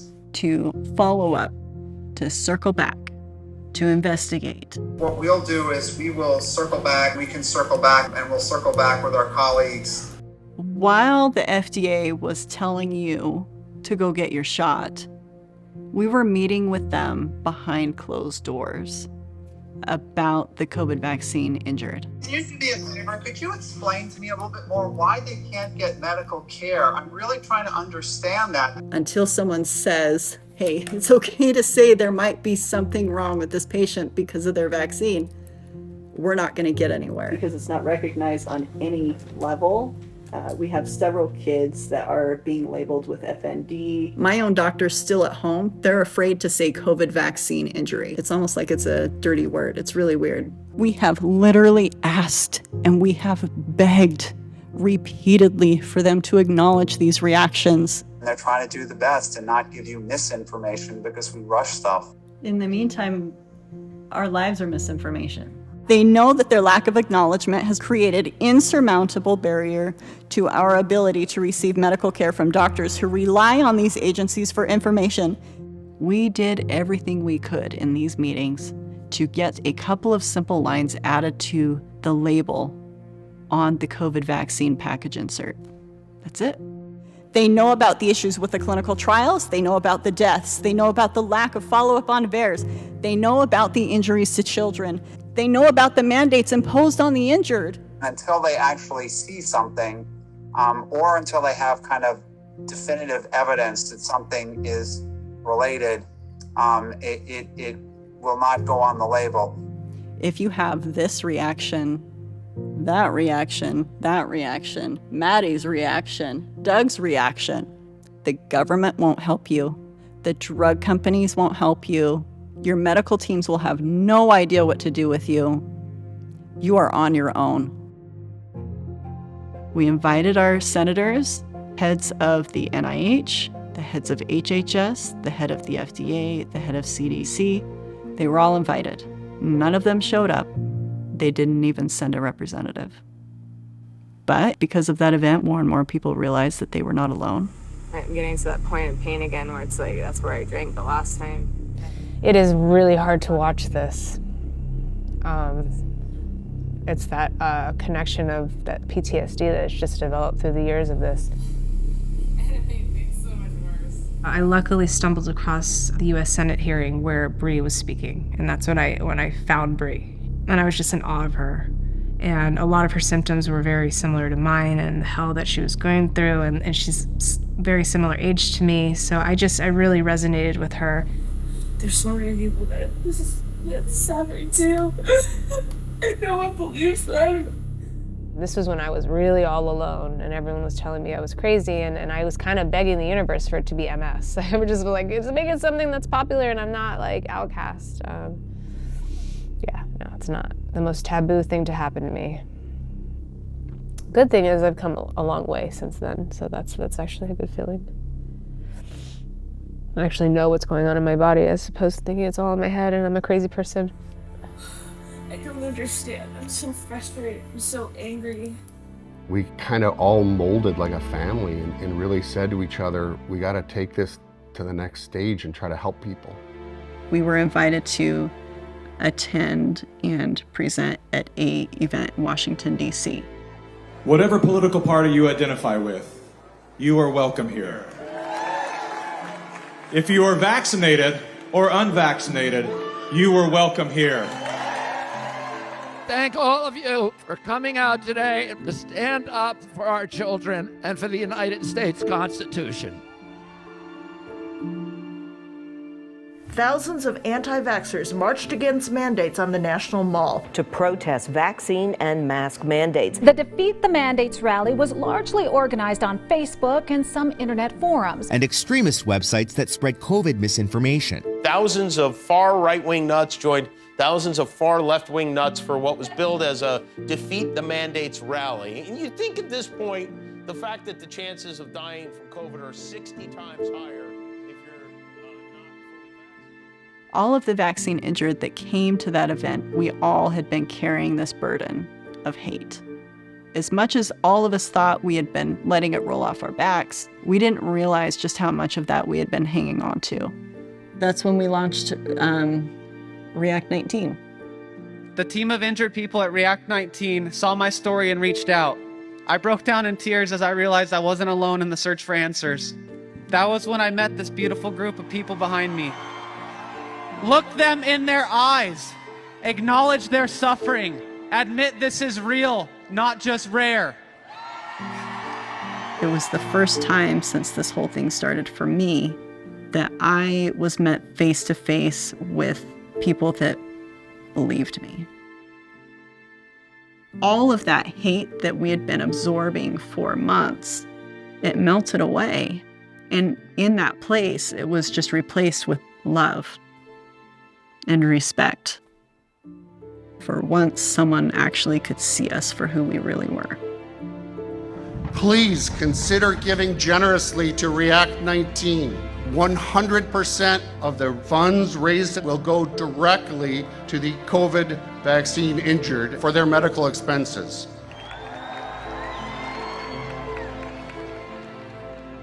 A big, we did it. We launched the compensation fund. Now, going into these events, we can say, look, this program is running. Not that it will run, but that it's running. We have no corporate donors. It's all independent, everyday people that are contributing to get these people better. We're doing the government's job with no money and a lot of power against us. There's a young girl that was misdiagnosed as functional neurological disorder. Basically, she was told she was crazy. She was actually admitted to an inpatient psychiatric ward for 3 weeks. We got involved and ended up getting her a grant for $10,000. She gets IVIG, brain fog goes down, psychosis starts to wane, she gets up and walking. She's no longer in diapers, she's no longer in a wheelchair. Reading the stories of the injured, and when we read these applications, is heartbreaking. Reading the stories of, sorry.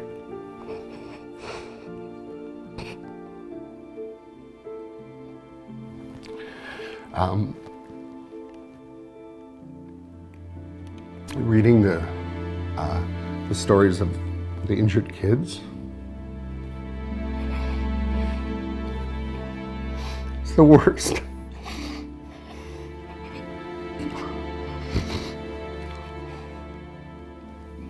But, I mean, it drives me to continue to move forward and to help whoever we can.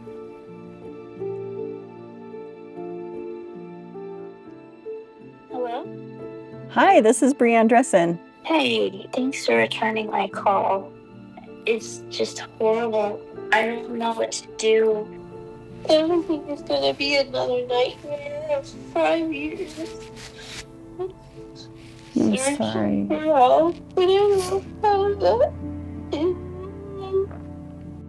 Let's get you some of your life back, okay? Does that sound like a plan? Yeah. I didn't want to do this, I didn't. But it's the task at hand, and I'm really stubborn, so I'm gonna keep going.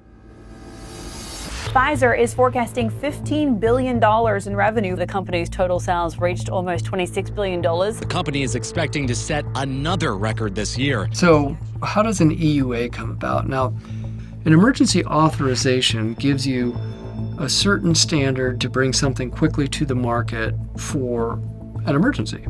Who's trying to get this authorization? Pfizer? Moderna? How much are they paying to the FDA to get this authorization?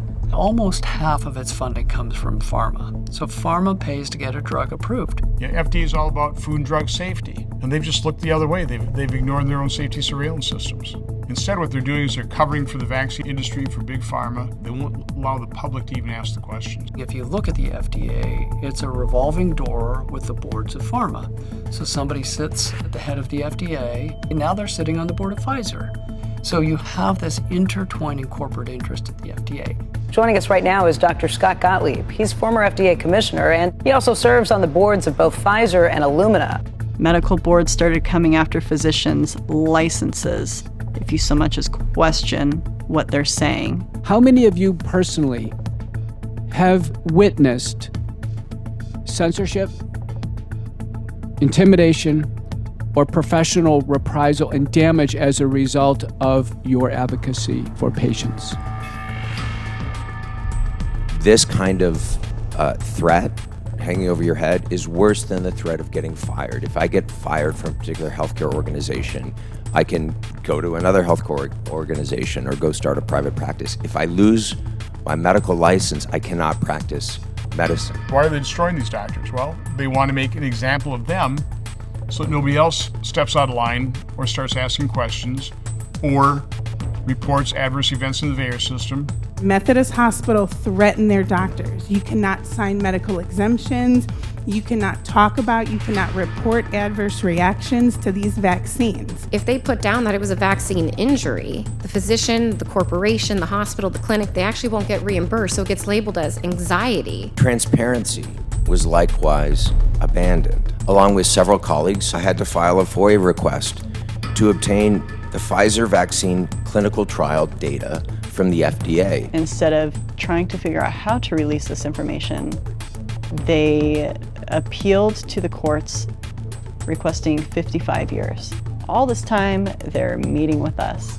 Obviously, you guys know that you have a huge stack of documents that have been mandated or required that you guys have to release them, and you guys are going through and you requested 50 years. So if you can imagine for the vaccine injured, that was like a big kick in the pants. That's not going to help here. I can just say that with absolute certainty, because that's not what's at that has manufacturing information.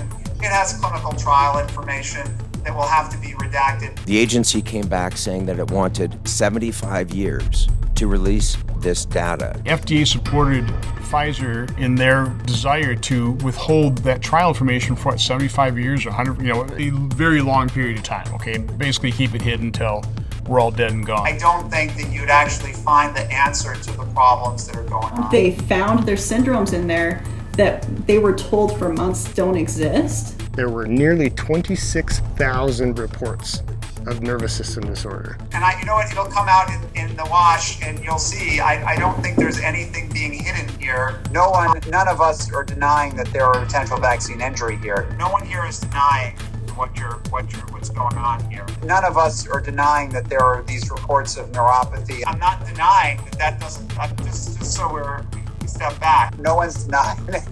Just so you understand. Right, so you guys know we exist. We know that you know that we exist, but the public doesn't think that you guys know that we exist. If this was a marriage, Peter Marks would have been divorced a long time ago.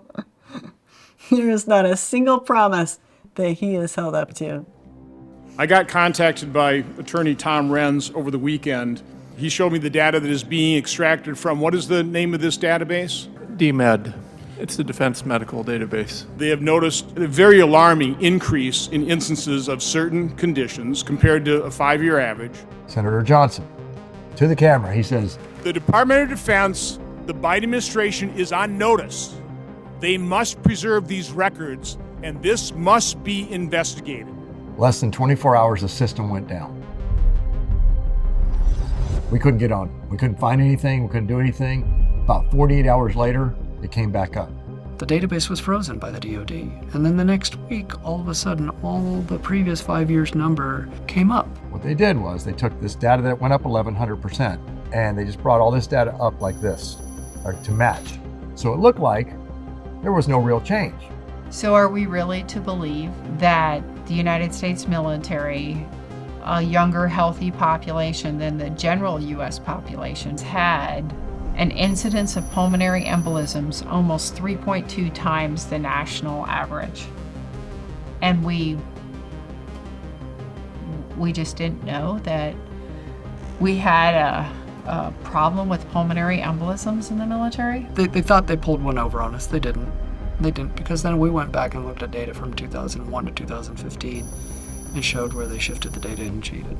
You have to understand that once you have the most accurate data system in the world glitched, it's no longer useful to us. Mr. Kennedy, in your opening statement, you introduced us to this word malinformation. The term malinformation was coined to describe information that Facebook and Twitter and the other social media sites understood was true, but that the White House and other federal agencies wanted censored anyway for political reasons. If a government can silence criticism, it's a license to commit any other kind of atrocity. You can just sweep all the other rights away and nobody will know about it. We did generally defer to the government on some of these policies that in retrospect I probably wouldn't, knowing what I know now. The first right that they took from us at the outset of this pandemic was the right to speak. Anything that says that vaccines might have side effects, you basically need to take down. White House Press Secretary Psaki stated, and I quote, "We're in regular touch with these social media platforms."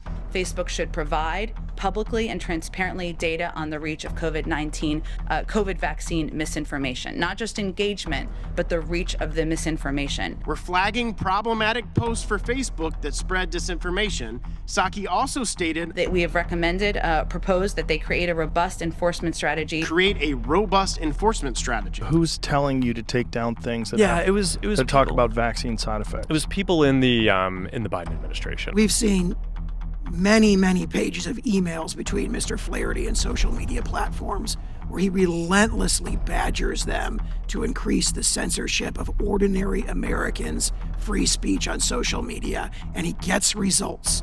Who is Rob Flaherty? His level is deputy assistant to the president. These people from the Biden administration would call up our team and scream at them and curse. You see the platforms agreeing to censor things that are truthful, that do not violate their policies at the behest and at the pressure of the White House. All these different agencies and branches of government basically just started investigating, coming after our company. It was brutal. It was brutal. The Virality Project would send reports every single week on everything going on in the United States and even the world that would cause vaccine hesitancy. Little did I know that my moves, everything from the meetings that I was having with Senator Mike Lee, the briefings that we had with Senator Ron Johnson, all of it was being tracked and sent in a lovely little package to brief the White House. Then Robert Flaherty was the one that took that information and told social media who they needed to silence.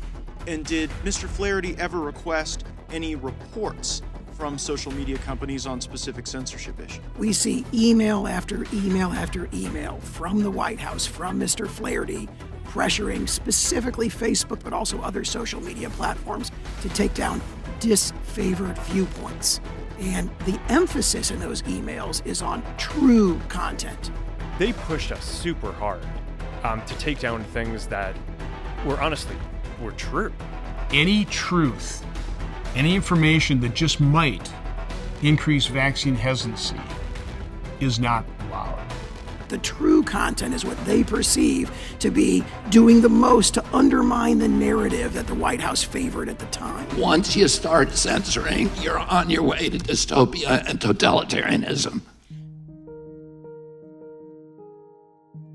There's never been a time in history when we look back and the guys who were censoring people were the good guys.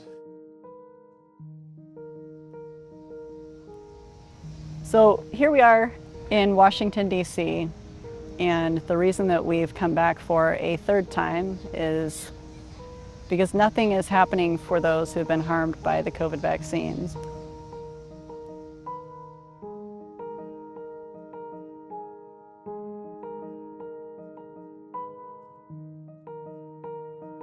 After a year and a half of struggles and meeting with the FDA, giving them data, going back and forth, and mountains of empty promises, we had a bunch of injured come to Washington, D.C. They paid their way, they sacrificed their health to be here.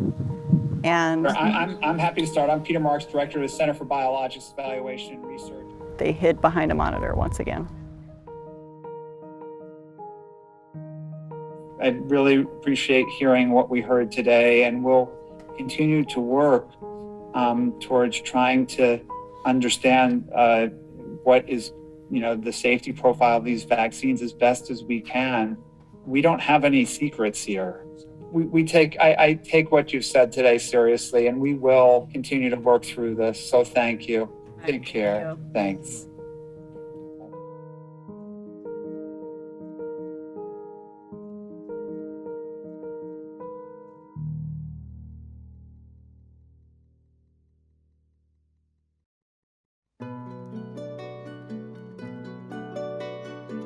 I would like to begin my testimony by detailing the difficulty of its drafting.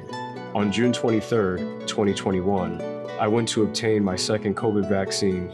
I did so because I believed that it was in my best interest to insulate myself and my family. I went as a whole, healthy, and optimistic young man. I went and left there a cripple. I was dismissed, insulted, and felt utterly abandoned by the most advanced medical system in the world. My single mother and younger brother have lovingly walked through this journey with me, but I cannot help but recognize that my disability has in many ways expanded to them. We have suffered together through displacement, hospital stays, ambulance rides, specialists, struggling to maintain what normalcy can be availed to us. I could go on. The allotted time is far too short to give full breath to the horrors I've experienced and to all that I have lost. But in my final moments with you, I ask, how long? How long until we are acknowledged? I have faith that something can be done, but we must be willing to look at this. People must be willing to look at us with open eyes and a compassionate heart. Again, I ask, how long? You know, the FDA, NIH, CDC has chosen to do nothing. In some cases, has actively chosen to censor us. When I think of the years that I studied in college about medicine and my dreams of practicing medicine, I never, ever in a million years thought that this is how things were. I guess I was just so ignorant to the fact that it's a business. I never thought of medicine as a business. It's not what it's supposed to be about. We have doctors that have no idea of really our diagnoses. And really there's been no concerted national effort to try to not only give us diagnoses, but let alone develop testing, diagnostics, and treatments. That's where we're left. What you get when you mix politics and medicine is politics. These people need to be seen. Side effects are real, not rare. We need to learn from this and never allow this to happen again. It's hard to tell our stories. It's not easy. But we're going to fight and we're going to stand for truth. Our lives depend on the truth coming out. You know, I don't have to be out here in the world fighting or trying to protect people, but I do. I choose it. You know, I choose to do that for my son in his honor. You know, because if I don't stand up and speak, who's going to do it? It's just, I feel it's the right thing to do. The hope in all of this lies in, and this is what the injured keep pushing for, right? Recognition. Because once it's recognized and acknowledged that this is happening, the conversation can start, right? Dr. Budd, I came to you sick and scared, and you dismissed me. You didn't have the answer, and instead of saying, I'm sorry, I don't know what's wrong with you, you made me feel crazy, like I had made it all up. You dismissed me. Is that your caring profession? Is that healing? No one deserves that kind of treatment, Dr. Budd, no one.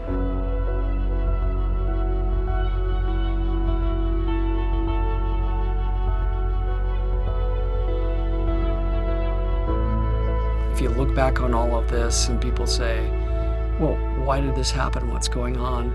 The easy answer is if you want to know what's going on, follow the money. But if you want to know the truth, look at who's being silenced.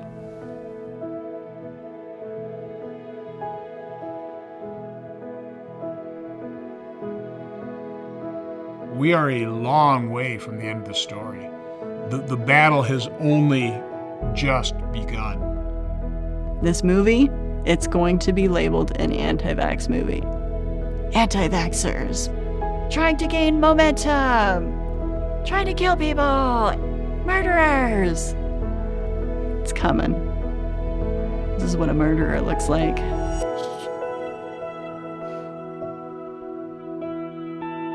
I want to go back to what I call normal life. wrap my arms around my kids, tell them I love them, joke with them, skip rocks on a lake, color with them, sing with them, make them food that they'll complain about and not want to eat. We have a saying in our relationship, and it's no matter what. Through all the struggles and trials, at the end of it, it would always come back to, I choose you, you choose me, no matter what. You know, someday, Dr. Bud, you're going to be on the other side of the table. And as angry as I am, and as angry as I always will be, I still wish you a better doctor than you were to me.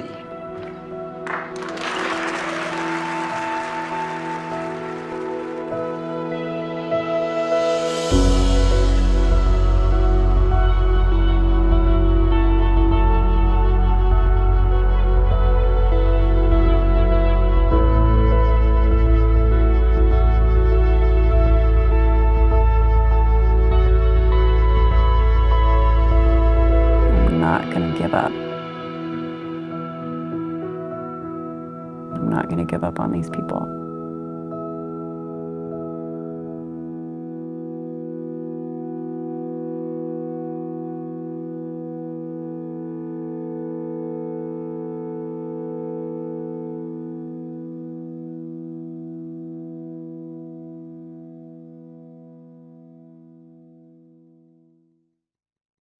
I was sitting in the theater when I saw that in Austin the first time, and I remember just thinking that film hit the same way Vax did when we started touring the country. It's a very, very powerful film, very important, I think, to get as many people as we can to see that.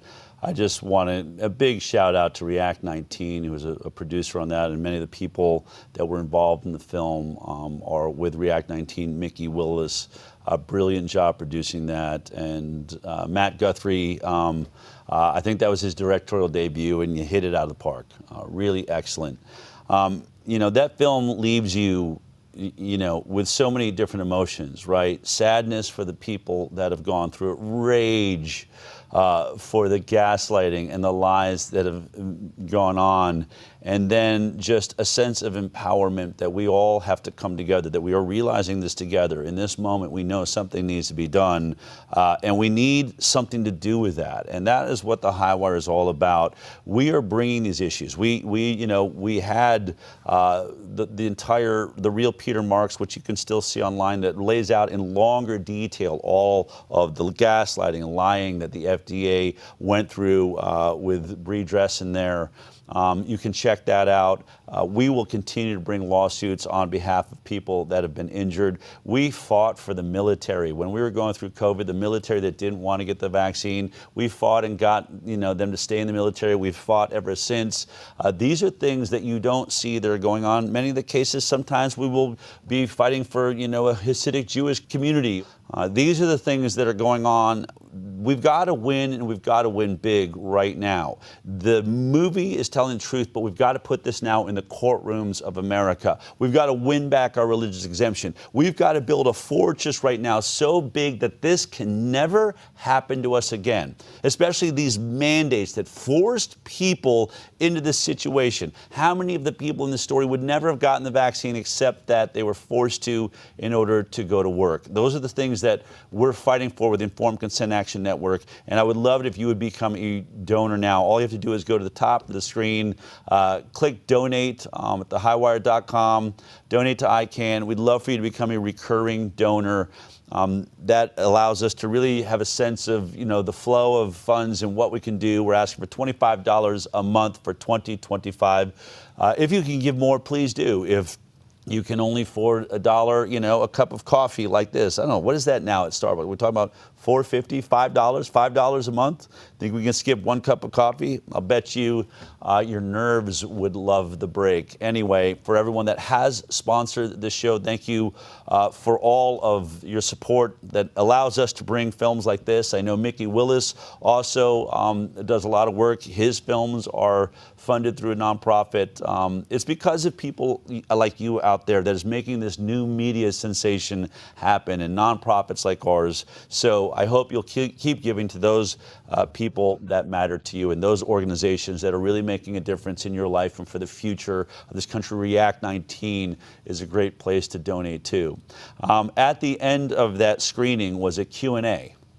And that Q&A, was really about, how the public is seeing this, what they want from the film, what they think needs to happen at HHS with Bobby Kennedy. In fact, at one moment, it got a little bit contentious.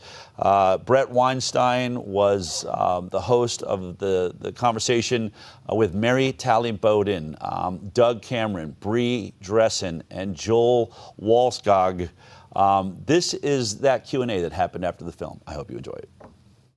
And so for all of us here at Texans for Vaccine Choice, I just am so thankful that you came and joined us tonight. Thank you, Dr. Weinstein.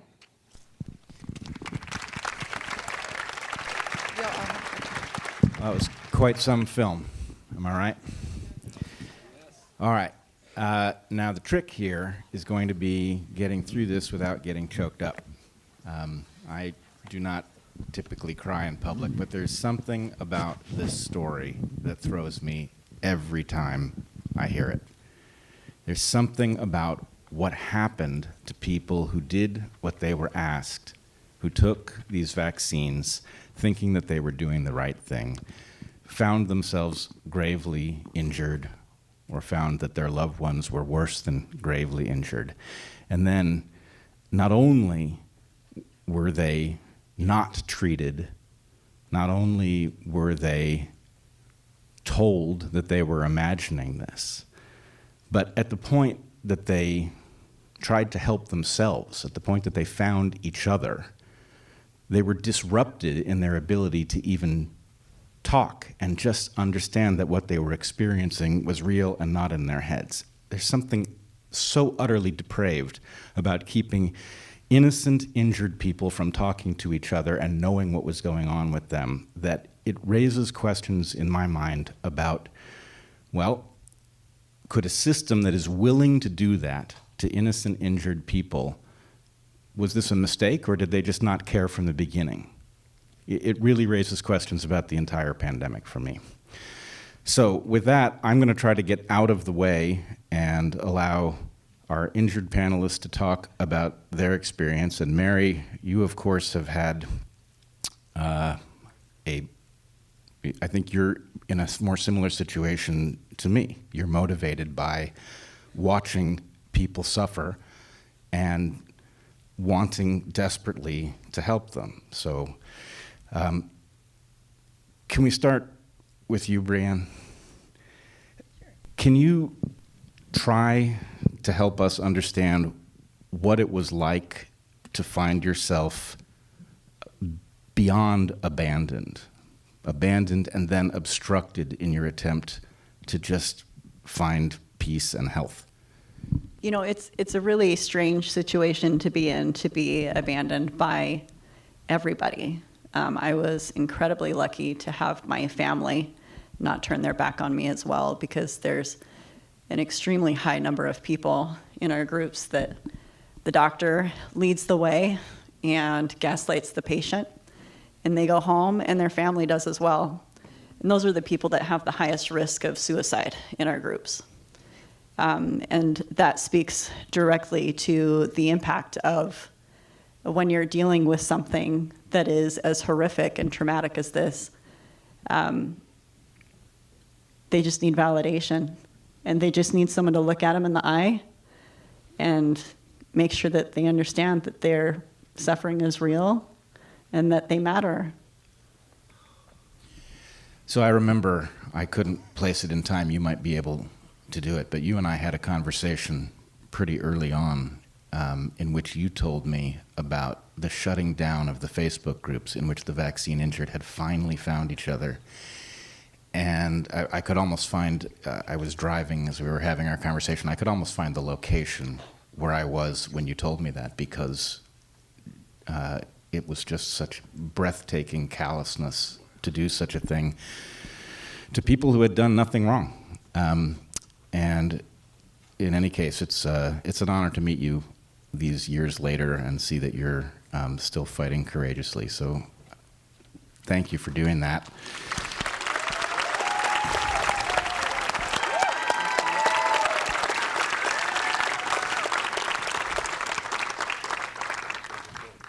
Doug, do you want to tell us a little bit about your experience at the human level and whatever it is that you think is most likely to convey it to us? Well, I think that one of the best things I did was meet these folks and went to Washington, D.C. with them. It was quite a deal. But like Brienne said, though, I thought I had a lot of friends. But I got a dog, and I got a wife of 42 years, and I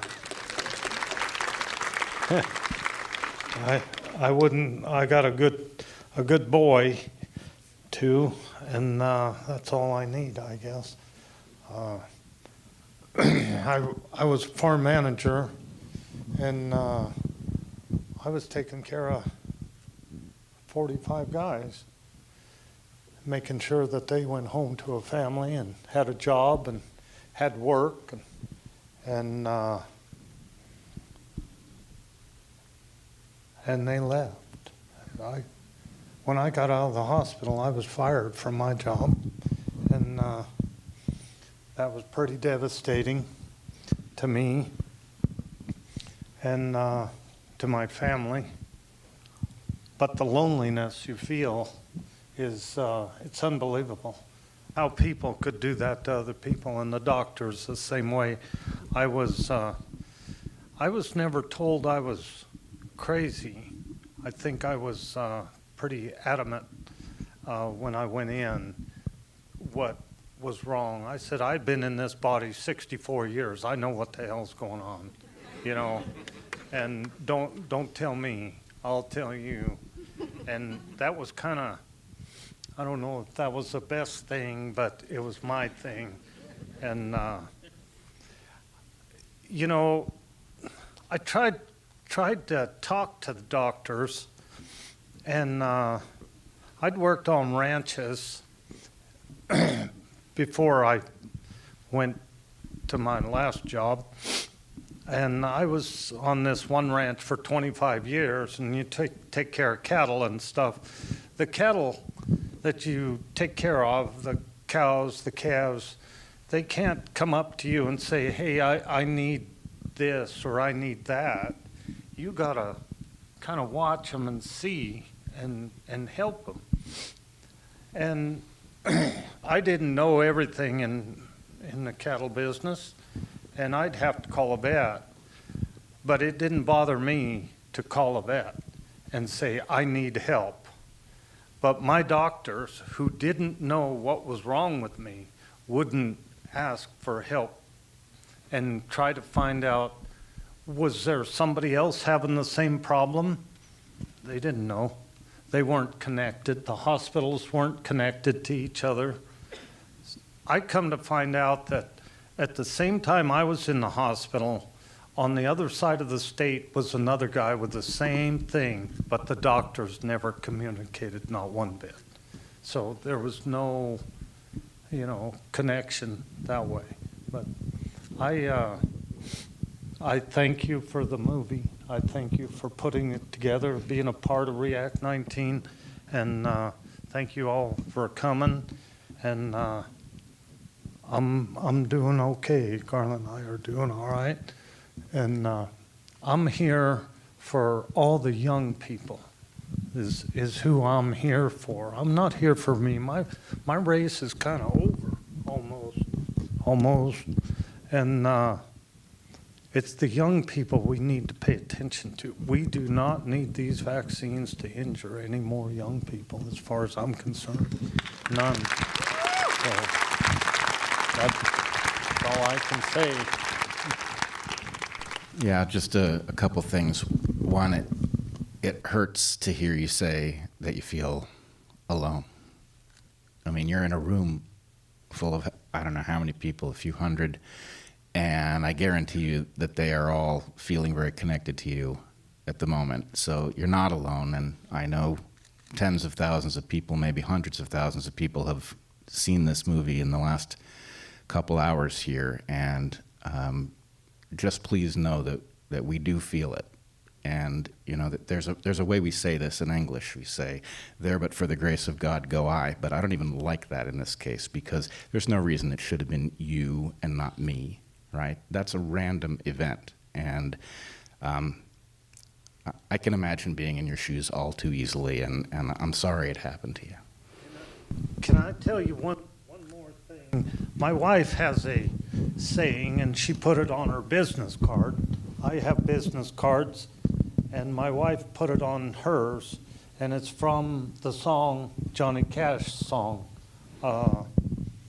And it goes, "You may throw your rock and hide your hand, working in the dark against your fellow man. But as sure as God made black and white, what's done in the dark will be brought to the light."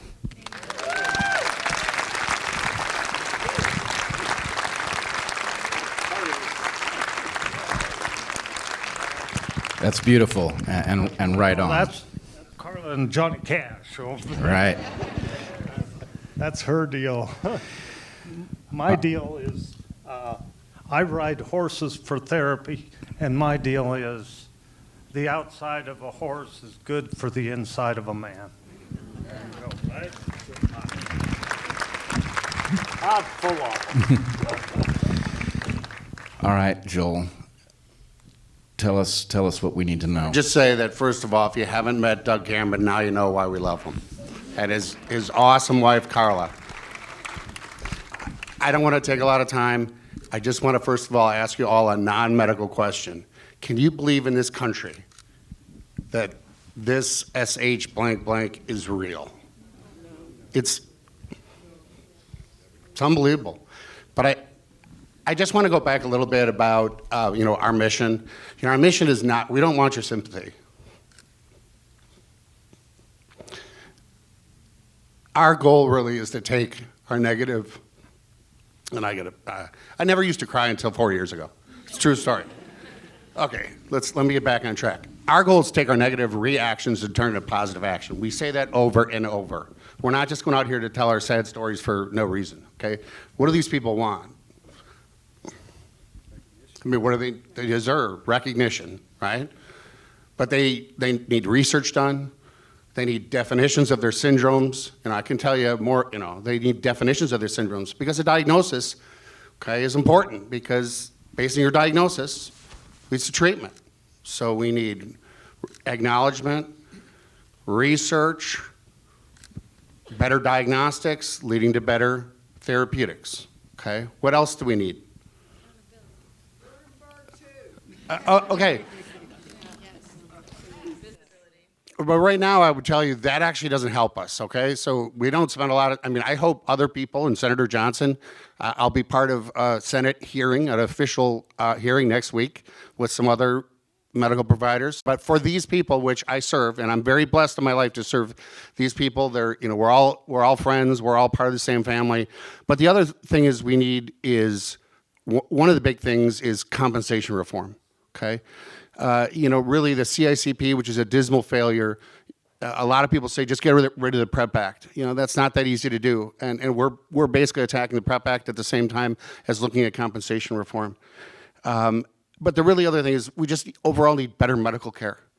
If you're lucky enough to see someone like Dr. Bowden or Kat Lindley, and there's a bunch of excellent providers here, it's great, right? Because you can actually get some recognition, and you'll get a diagnosis, hopefully, and at least they'll try and give you care. But they are a fraction of 1% in this country. Most of us, we're treating ourselves, through commiseration, through React 19. So we need better medical care, and the last thing was compensation reform. So that's all I'm going to say. Thank you very much. So I would add one thing to your list of what we need. And I'm thinking in particular, Ernest, where are you? You must be here somewhere. Oh, he's in the lobby. Well, when I hear Ernest's story, I'm reminded that there's a kind of a sampling bias, that we have the vaccine injured, but that there have been an awful lot of people lost. And, I feel Ernest's story very acutely as a father. I can imagine it, and it's the most terrifying fate that can be. He needs acknowledgement. They killed his son. He needs acknowledgement. No amount of medical insight is going to help him at this point, but he can get the relief of just having others understand what he experienced, having it become part of the record. So I think that's important too, because he's not the only person suffering that fate, and he and all the others deserve it. Mary, can you speak to what this has looked like, watching injured people come through your practice? Yeah, so I see this, everything in this film, it was just very validating, because I see it, almost every day. If I don't see it directly, I at least hear it from my patients. And so if you follow me on X, you know how frustrated I've been. But the timing of this could not be more perfect, because everybody seems to have moved on, including our new administration.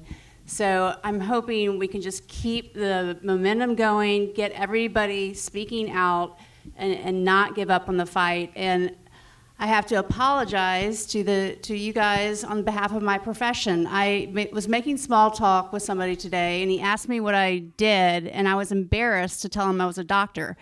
It's just hard to believe. And none of the patients that I have seen, they get the $1 million workup. They're put on antidepressants, anti-anxiety medications, sleeping pills, and they're not reported to VAERS. I was the one that reported all the patients to VAERS. Everything in this film is highly accurate. So, yes. I've never been a doctor. I didn't go into medicine for multiple reasons, but I appreciate, those of us who aren't doctors are now in a predicament. Those of us who understand what happened. I know that I avoid doctors. It's an absolute last resort. My feeling is basically, if I get into a car wreck, I'm going to the ER, but short of that, you've got to give me a real talking to before I will even face this profession. But you have been courageous. You've stood up. Undoubtedly, you've paid a severe price for doing so, but you've also, therefore, had the experience that I think a lot of doctors are sort of fending off. By pretending it's not happening, they're convincing themselves that it isn't real in some way, and you've walked a different path. I really want to know, what's that like? What do you say when somebody shows up and they have an injury, and you know that A, there's not a lot you can do, and B, that what you can do is a fraction of what you might be able to do because your whole profession is in denial? Exactly. Yeah, I feel a little bit left out to dry because, I don't have the resources. The NIH needs to step up and research this and give us some solutions, because they're very challenging cases. And I definitely see improvements with what I do, but it's not like giving an antibiotic and they're good to go. It's very challenging. And I don't.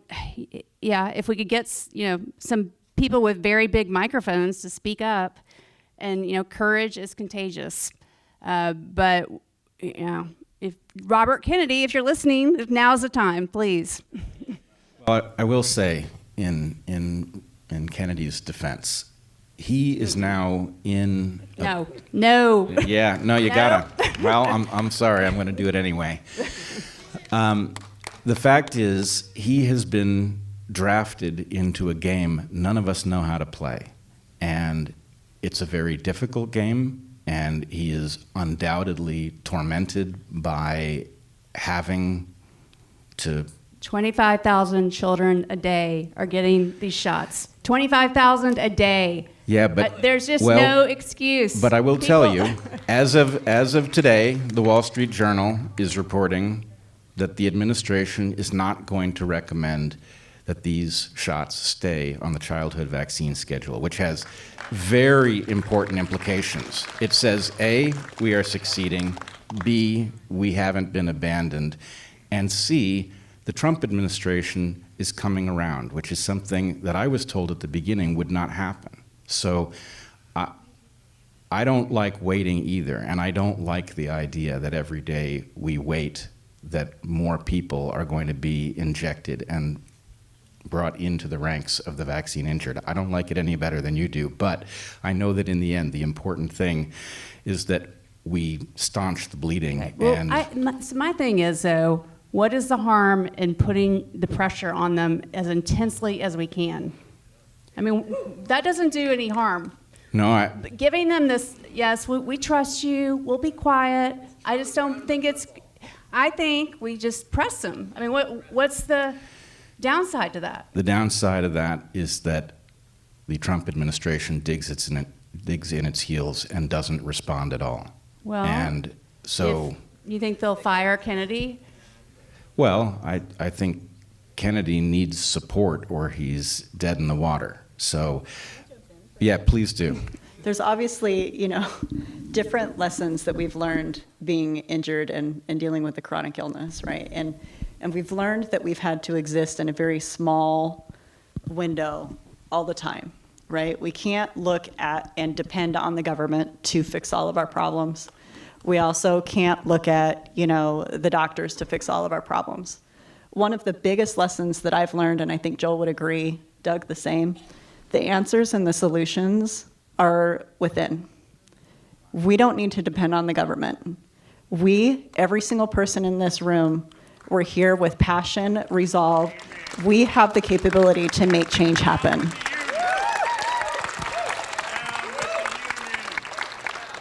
And holistic care. Out there that are not medical doctors that are addressing these kinds of cases. And the fact that medical doctors refuse to work with them is part of the problem. There's a huge community of people that are coming. Yep, it's true. There's a lot that can be done, and there is a lot more that can be done if we study the problem and come to understand it.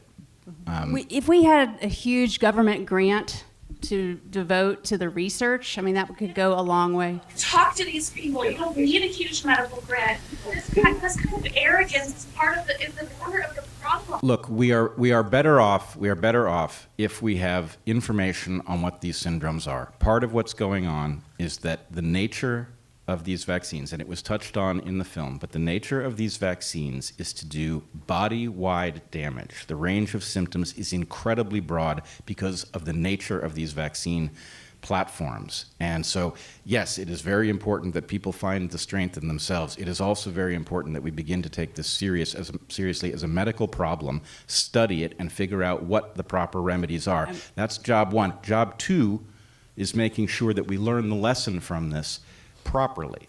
Because if we don't learn the lesson of this properly, all of the other biologics that are being formulated on these platforms are going to do this again and again and again. So let us not decide that the solution is this or is that.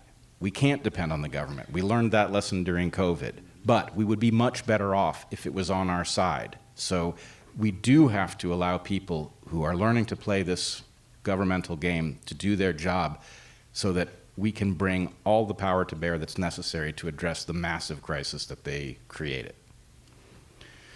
All right, we have a few more minutes. Maddie DeGarry is not here tonight, unfortunately. I think it's extremely difficult for her to travel, but I'm very sorry that she isn't here because she obviously can tell a part of this story that no one else can. She had her childhood stolen from her and is going to face consequences from this for the rest of her life. Bree, you know her well.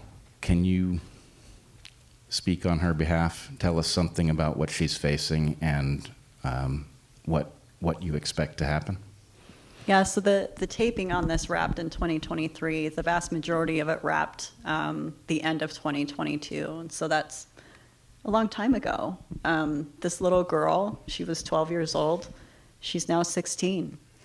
Her childhood home in Cincinnati, Ohio, she hasn't lived there for the last year. She's been living full-time in a Ronald McDonald house in Florida with her mom, separated from the rest of her family and her dogs and her friends, spending every single day in physical therapy, intensive.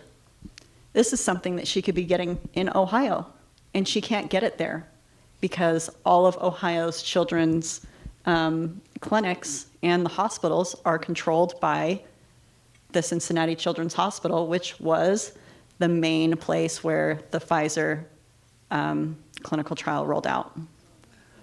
So she literally had to change where she lives to get essential medical care because of the gross medical malpractice on all of her doctor's part for years.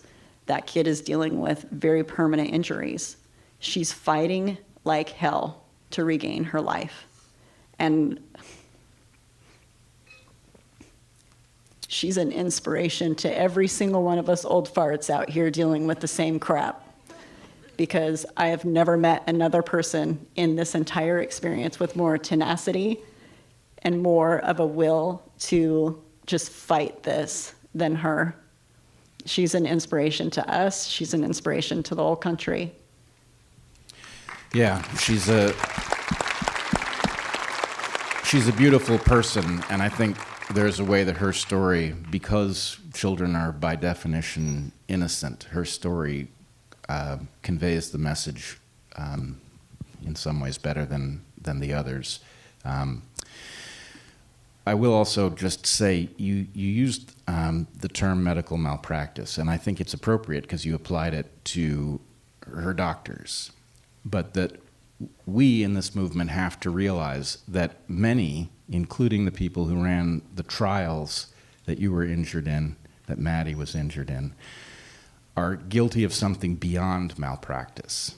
They're guilty of depraved indifference, and there's both a legal difference and an important implication of that a willingness to harm others and to callously pretend that that isn't what happened is a different level of crime, and our priority must be to get those who face that depraved indifference all of the help and compassion that we can arrange. That's one.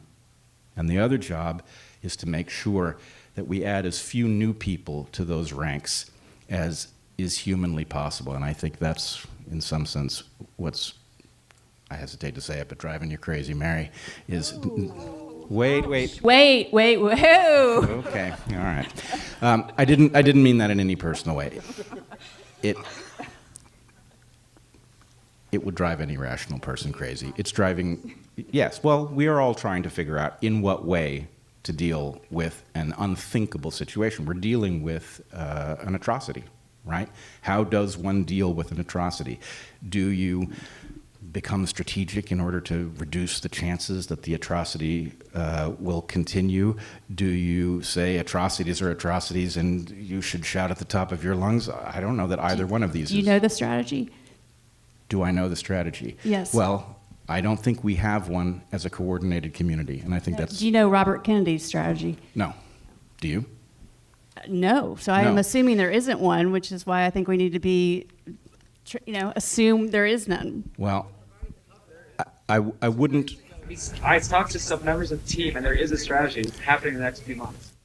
The problem is... Do you know how many kids are going to get the shot in the next few months? Yeah, the emergency use authorized it. Come on.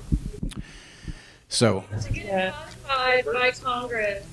I don't want us to get distracted by the question of strategy. We are here talking about the profound injuries that people have suffered. But to the extent that there's a strategy, if you think that they can share it with us openly in public and have it be as effective as it would be if they deploy it, then you don't really understand strategy. And so I can't say that I know what it is, but I can say that we are in a better position today. We've just discovered this is coming off the childhood vaccine schedule, which not only is that profoundly important from the point of view of protecting children, but it is also profoundly important from the point of view of exposing the people who did this to the liability that they need to face. Because when a vaccine, and this isn't one, but they've decided to define it that way, when a vaccine is on the childhood schedule, that gives immunity to the company that produced it for the adult injections as well. So this has a profound importance. Don't underrate the victory that we have won here. I agree with you. This isn't nearly far enough, but it's a big step in the right direction. So I don't like waiting any better than you do, I think, but in the end, we need to get there, and maybe going great guns at this moment against the people who are trying to do it isn't the ideal strategy. I respectfully disagree, so there. Fair enough. All right, any final comments? Joel, Brianne, Doug? I would like to say, keep doing that. I would like to say thanks so much to each one of you for taking the time out of your busy lives to come and see this film and just experience a little bit of what we've been dealing with for the last 4.5 years, every minute of every day. I know that you guys have a lot of things that you can be doing with your hard-earned cash, and it really humbles me, it humbles Joel, and everyone at our organization to know that you guys would be willing to come and support this. One of the things that we always do at React 19 is we lead with one principle in mind, and that principle is love. Love is what can bind us together. Love is what can help us all through hard times, but it's also, we can fight through love and we can beat this. We don't have to get seeped into different principles and ideals and, get stuck in these different camps. All we have to do is remember what we saw today and remember the faces of the people that are impacted by every single one of our decisions. And just remember that love wins. And if we do this together, we absolutely will win.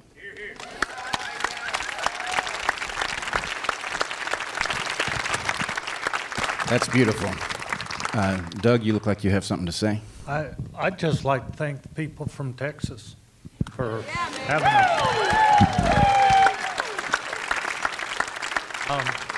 I'm from Idaho, and you're welcome my place anytime, So it's been quite a trip for me, and I appreciate the chance to be here, and God bless you all. All right, well, we appreciate you, Doug. And for all of us that want more pressure put on the decision makers, the policy makers, the people that can really make a difference here, the one way that we do it, share this movie far and wide. In the film, be brave. You'll get pushback, but my recommendation is shoot for getting canceled. Okay, it's the best thing ever. It's the truth shall set you free. Trust me, I got canceled in 2020, and my life has never been better ever since. Get out there and share this movie, please. Thank you for being here. I have one last question for Doug here. I've been told that you have a song of the day. Can you share it with us? Well, I don't know which song. When I was got out of the hospital, people were so good to me, and I tried to thank everybody I could, and I gave them Song of the Day, and Song of the Day would be whatever my Song of the Day was. And I try to think of songs, and one of the songs I was mentioning today was Charlie Pride, I'm Just Me. It's and I got a whole list of songs, and another one. Now you need to write these down because just a couple pretty good ones, and I'm trying to think the guy's name. Cargill is his name, and Any music buffs that can help fill he wrote the song in the 50s, and God dang it, I had it. Somebody have Google Cargill? Henson Cargill is his name. And listen to the children as they play. Ain't it kind of funny what the children say? That's the song. And I always said that the children are us and the parents are the government. And I'm trying to think what that song is. Henson, Skip a Rope, that's it, yeah. And if you listen to that song and you put in perspective that the government is the parents and listen to your children and we are the children, is how I kind of like that song. And I like to sing Walking in the Sunshine. Oh, that's a good one. Is a Roger Miller song, and one day, if I don't walk in the sunshine in Texas, I'll be walking with Jesus. So that's kind of how I look at it. Amen.